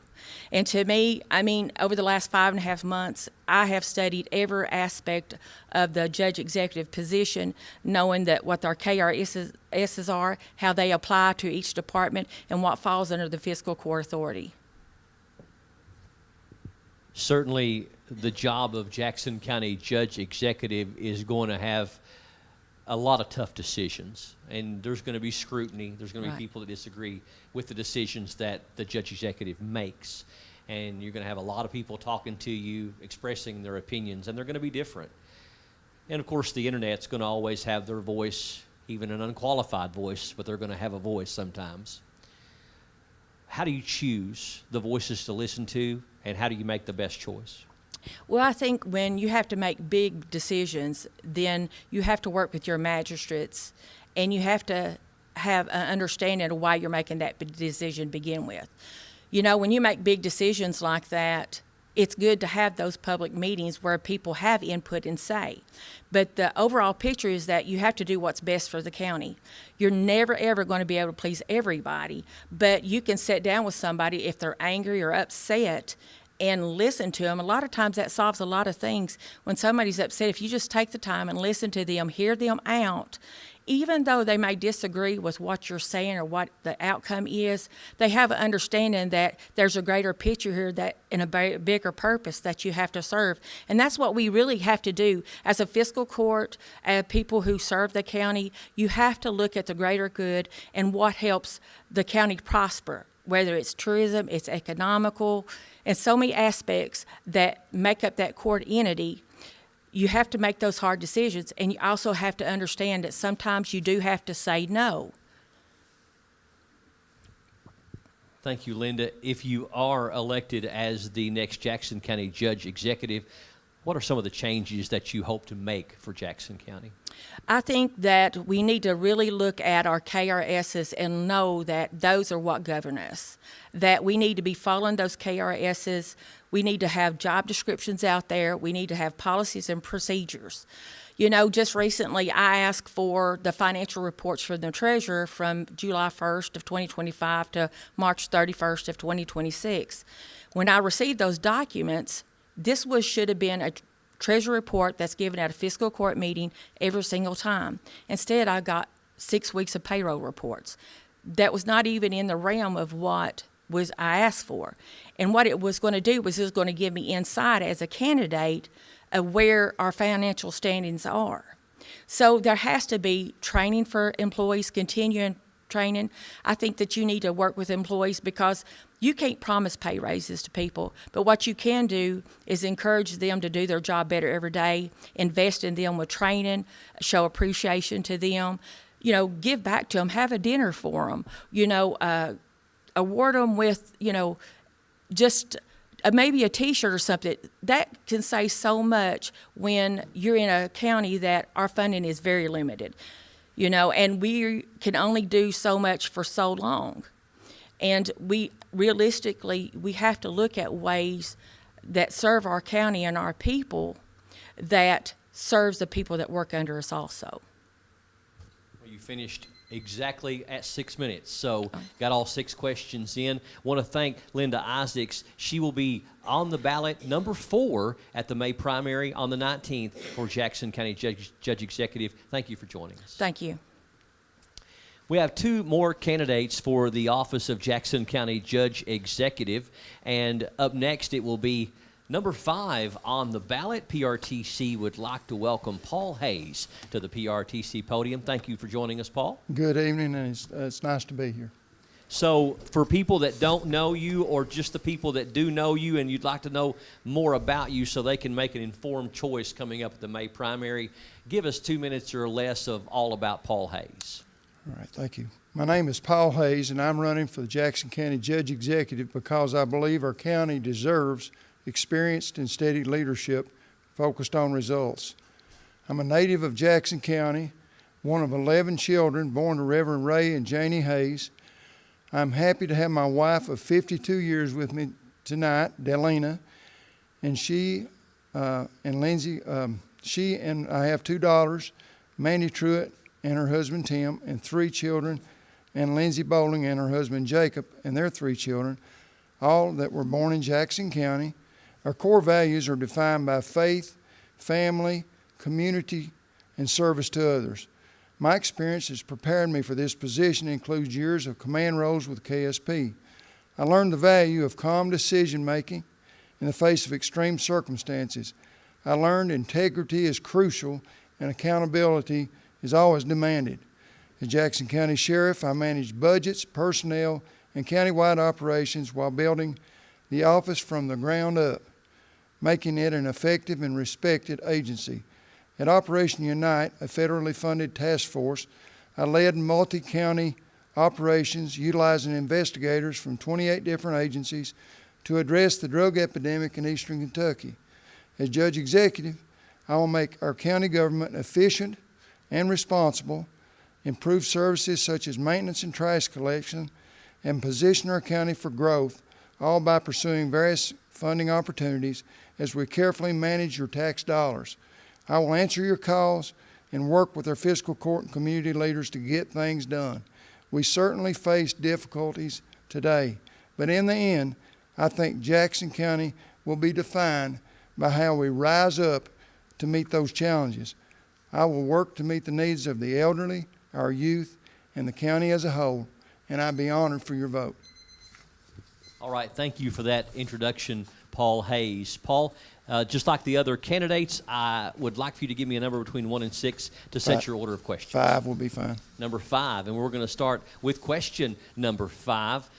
What do you believe are some of the qualities that make up a good leader for Jackson County? I believe a good leader is someone people can trust, someone that leads with integrity, makes sound decisions, and puts the community first. It starts with accountability. A good leader takes responsibility, is transparent with the public, and is willing to take a stand behind their decisions. It requires good judgment, steady leadership, especially when things get difficult, which they are. Throughout my career, whether with the Kentucky State Police, as sheriff, or with Operation Unite, I've learned that people depend on you to stay calm, think clearly, and do what's right. A good leader also knows how to work with others. You have to be able to bring people together, to listen to their concerns, to build a consensus, and to get things done. And finally, a good leader must serve. The role isn't about politics or about recognition. It's about showing up, being accessible, and making sure government is working for the people every day. Those are the principles I've tried to live by throughout my career, and they're the same ones I'll bring to this office. Your next question, Mr. Hayes. It is the consensus in and around Jackson County that this is a pivotal and critical time for our county. What do you believe are some of the biggest challenges that we're facing? We have a lot of challenges. Our biggest challenge, in my opinion, comes down to 3 things: managing our resources wisely, improving our basic services, and building a stronger foundation for growth. First, we have to be disciplined with our finances. That means making sure every dollar is accounted for. Operations are run efficiently, and we're getting the most value for the taxpayers' money. Second, we need to strengthen everyday services people rely on, things like dependable trash collection and maintaining our roads. These are basic responsibilities of our county government, and the people expect them to work. And third, we have to position Jackson County for the future. That means improving infrastructure, pursuing grant funding, and taking advantage of opportunities like the Sportsplex to support business growth and economic development. All of these challenges are connected, and they require steady leadership, good communication, and a willingness to work together to get positive results. Your next question, we've had a lot of fine candidates represented here tonight and also in Owsley County the last couple of nights. Everybody's pathway here was different, but something made you choose to run for the office of Judge Executive. What was it? When I initially learned that Judge Gabbard had made a decision not to run for re-election, I gave serious and prayerful consideration as to what I should do. At the urging of others, I chose to run because I believe Jackson County deserves experienced, steady leadership that focuses on results. Throughout my career of public service, I have seen firsthand what works, and I've also seen what doesn't work when it comes to effective government. I know how to bring people together to solve problems, and that is what I have done for decades. There are real everyday issues that matter to our citizens: our roads, our trash collection, tourism, animal control, new job opportunities, and support of established businesses that must be attended to while we carefully manage our taxpayer dollars wisely. I believe my experience puts me in position to address those issues immediately. I love Jackson County, and I'm ready to serve in a way that gets things done. Thank you, Paul Hayes. The next question, in leadership, in county government, the choices that you have to make, they keep coming every day. A lot of them are tough. A lot of them are critical. A lot of them people are going to disagree with the choices that you make. Yes. And you got voices coming from all over the place. Mm-hmm. How do you choose the voices to listen to, and how do you choose what's best for Jackson County? Well, there is always differences of opinion in almost every issue. There's always people that may want to do things one way while another group may want to do it another way. And they may have good intentions. So that's part of leadership. And it's something that I've dealt with throughout my career in all these different positions I've held over the years. When decisions are difficult or opinions differ, I always go back to those few core principles.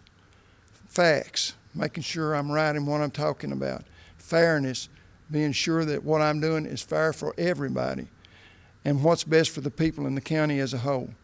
First, I make sure I understand those issues. I look at the facts, the cost, the long-term impact of those issues. I'll listen to the input from the public, the fiscal court, all of our partners, because good decisions come from being informed and not just reacting. Second, I'll weigh those perspectives carefully, but I don't base decisions on pressure or noise. And I don't base them on online. I base them on responsibility to make sound, responsible decisions, even when there's not the easiest ones to make. And finally, I believe in being transparent. In my career as a sheriff, I will put out weekly reports in the papers every week for 8 years, almost every single week. And I reported what was going on in the sheriff's office and some things that might be helpful to the community at large. I thought that was important then, and I still think it's important. People don't always agree with what we do, but they deserve to understand the answer and why the decision was made, and know it was done with integrity and with the best interest of the county at heart. That's exactly how I've led in every role I've had, calmly, thoughtfully, and accountable.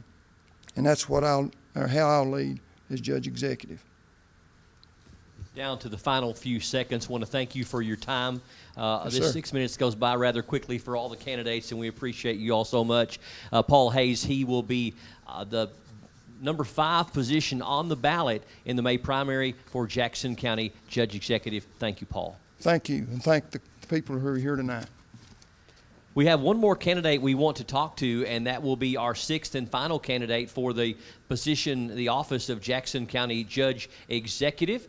I'd like to make welcome to the PRTC podium James Benjamin Welch, but we all know him as Kyle and we'll refer to him as Kyle. That was just the official filing, if you will. But Kyle, I want to make you welcome to the PRTC podium. Thank you for joining us here tonight. Thank you for having me. Want to give you the opportunity to take 2 minutes or less, if you take all the time that you can, though, to tell people more about yourself, maybe some personal or professional data that you feel like is important information for them to know about you as you are in this race. All right. My name's Kyle Welch. That's what most people knows me as. I was blessed with 4 names before it was popular.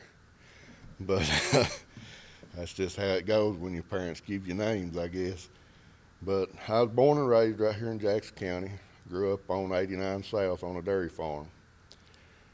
My parents was Charles Welch and Janie Welch, Stubblefield now, but she passed away. And I grew up on that dairy farm. I learned the value of hard work when I grew up on that dairy farm. I moved away to Georgia when I was 12 years old. I moved back here in 2001. It was getting too hectic for me down there, too big, too busy. Didn't like it. So I moved back here. I met my beautiful wife, Jamie. Been married to her for 22 years. This will be going on 23. And we've got 2 beautiful kids, Kylie and Peyton. Both of them can be a little heathen sometimes, but what kids can't. And, you know, I got a job at the city of McKee. I worked down there for 19 years. I left because I'm not getting no younger. I needed retirement. The city didn't have retirement at the time, so I left and I went to the city of Brea, where I am employed right now, and I do water sewer maintenance, work on the big water mains and sewer mains, excavation, stuff like that's what I've done all my life. But that's just a little bit about myself.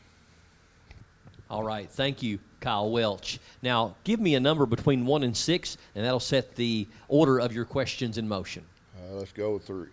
Number 3 is going to start with question number 6. If you are elected as the next Jackson County Judge Executive, you're going to have a lot of difficult decisions that's going to come before you all the time. And you're going to have people in one ear, people in the other ear. If you had a third ear, they'd be in that one too. And you're going to have to make some tough calls when opinions are different. How are you going to choose what voices to listen to and what's best for Jackson County? Well, I'm used to making tough calls. I have to do that where I'm in the fire service. I'm the fire chief at the city of McKee. And I work with all 4 fire departments in the county. And you have to make tough decisions. You have to make split-second decisions sometimes. And you do it based on what you know, what you can prove, what you can do, and you just go with it. And most of the time it works out. Sometimes it don't. But you do the best of your ability. And you got to be willing to listen to other people's opinions on how to do things, because not one person has all the answers.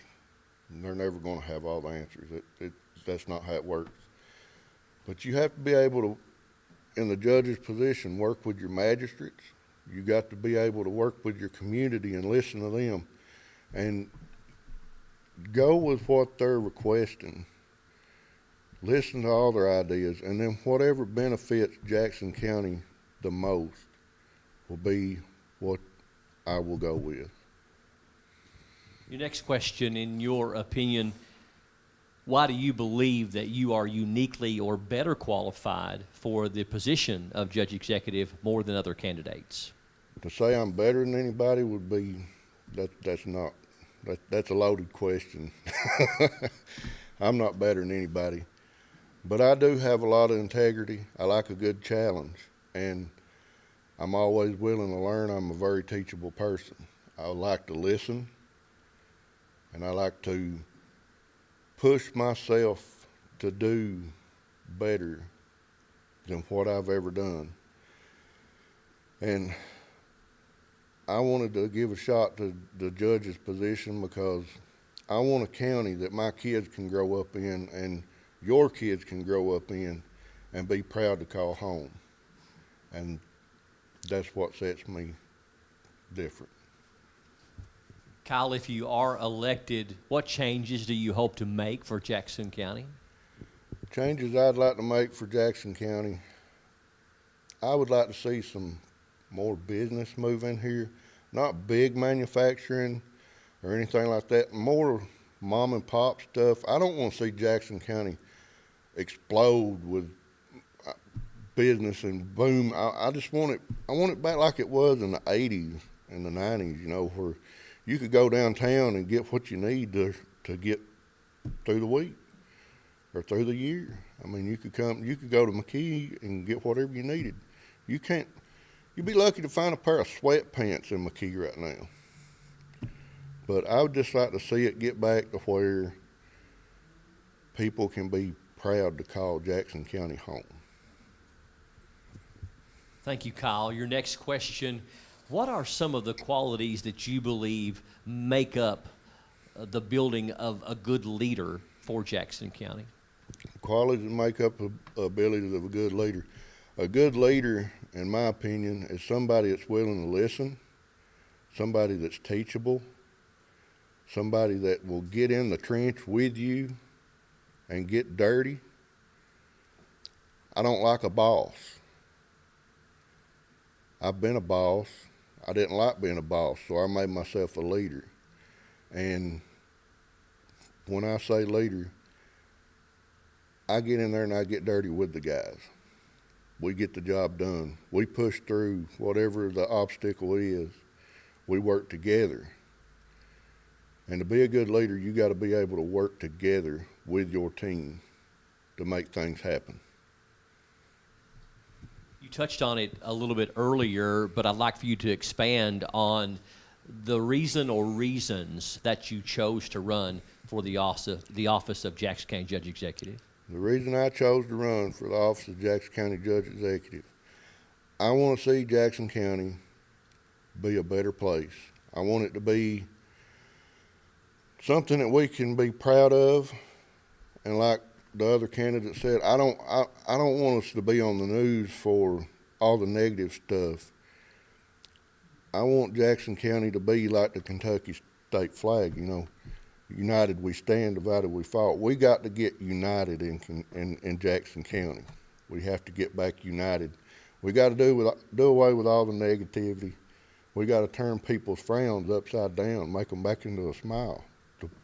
They're proud to call Jackson County home. And that's one of the reasons I ran. I'm tired of seeing all the negative stuff, tired of hearing the negative stuff. I want to see some positive go on in this county. Final question for you, Kyle Welch. What do you believe are some of the biggest challenges that we're facing right now in Jackson County? Some of the biggest challenges that we're facing right now, from what I've heard, what I've seen, we got to get our finances in order. We got to get where we can pass the audit. It just looks bad. It really does. We got to be able to pass the audit. We have to get this trash situation under control. We got to get it fixed. I don't want to see anybody lose their job. I believe that there's ways to fix that without those people losing their job. And we got to do away with some of the outdated ordinances over the trash service in Jackson County and open it back up to where other people can come in and do trash service instead of just us. But the trash, the budget, the audits, and get some business in here. That's some things that I would like to work on, and some of the biggest obstacles I see. Got just a few more seconds. Anything else you want to add while you have the attention of your potential voters? Got about 20 seconds left. Jackson County, I'm number 6 on the ballot, but I'd like to be number 1 for you. Thank you for your time. All right, he will be number 6 on the ballot for Jackson County Judge Executive. That is James Benjamin Kyle Welch, and we appreciate him along with the other candidates for joining us. So just over 13,000 people in Jackson County right now. We have had some slight growth since the 2020 census, 9,850 registered voters, a good turnout, and one of the highest turnouts, according to our county clerk, Duck Moore, is around 4,000. He is of the opinion that we'll have somewhere in the neighborhood of 3,000 to 3,500 people come out. Let your voice be heard. This is your opportunity to shape the future of Jackson County and play a role in who is going to be your next leaders in county government. And so we hope that you will vote, come up at the May primary. Don't forget, as Duck also reminded me, that if you do have to be out of town come Tuesday, May the 19th, that absentee voting begins on May the 6th. It will go for 6 days, the 6th, 7th, 8th, and along with the 11th, 12th, and 13th. That is a Thursday. Let's see, the 6th is next Wednesday, Thursday, and Friday, and then it'll also occur on the following Monday, Tuesday, and Wednesday. You do have to sign and give a reason that you are absentee voting in order to do that. Early voting with no reason necessary is the 14th through the 16th. That's the Thursday through Saturday, 8 to 4, all 3 days. And that will be on the second floor of the courthouse in Jackson County. And there'll be 2 machines set up there for you to vote early if you want to, as opposed to on Tuesday, May the 19th. The absentee voting will be at the county clerk's office on the first floor of the Jackson County Courthouse. Don't forget that PRTC is not only introducing you to your candidates with these Meet the Candidate forums that we're doing, but we're also going to be live streaming all the election results on Tuesday, May the 19th. We're going to have on-screen graphics. We're going to add the votes together. We'll have instant reports from 5 different counties including Jackson, Owsley, Lee, Clay, and Laurel counties on PRTC, PRTC TV. We'll have it on 2 different Facebook pages as well as our PRTC TV YouTube channel, PRTC Cable Channel 109, and we also plan to simulcast on 107.9 and 98.9 radio, which is WWAG. We'd like to thank you for joining us for tonight's PRTC Meet the Candidates event in Jackson County.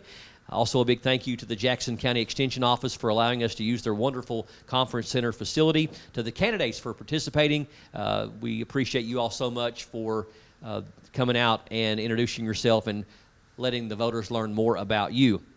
We'll be back here in Jackson County tomorrow night for our final Meet the Candidates event for 2026, where we'll talk to the candidates for Constable District 3, also Magistrate District 2, and Magistrate District 3, and we'll hit the air with the live stream at around 6 o'clock. Thank you for joining us for this special presentation of PRTC TV.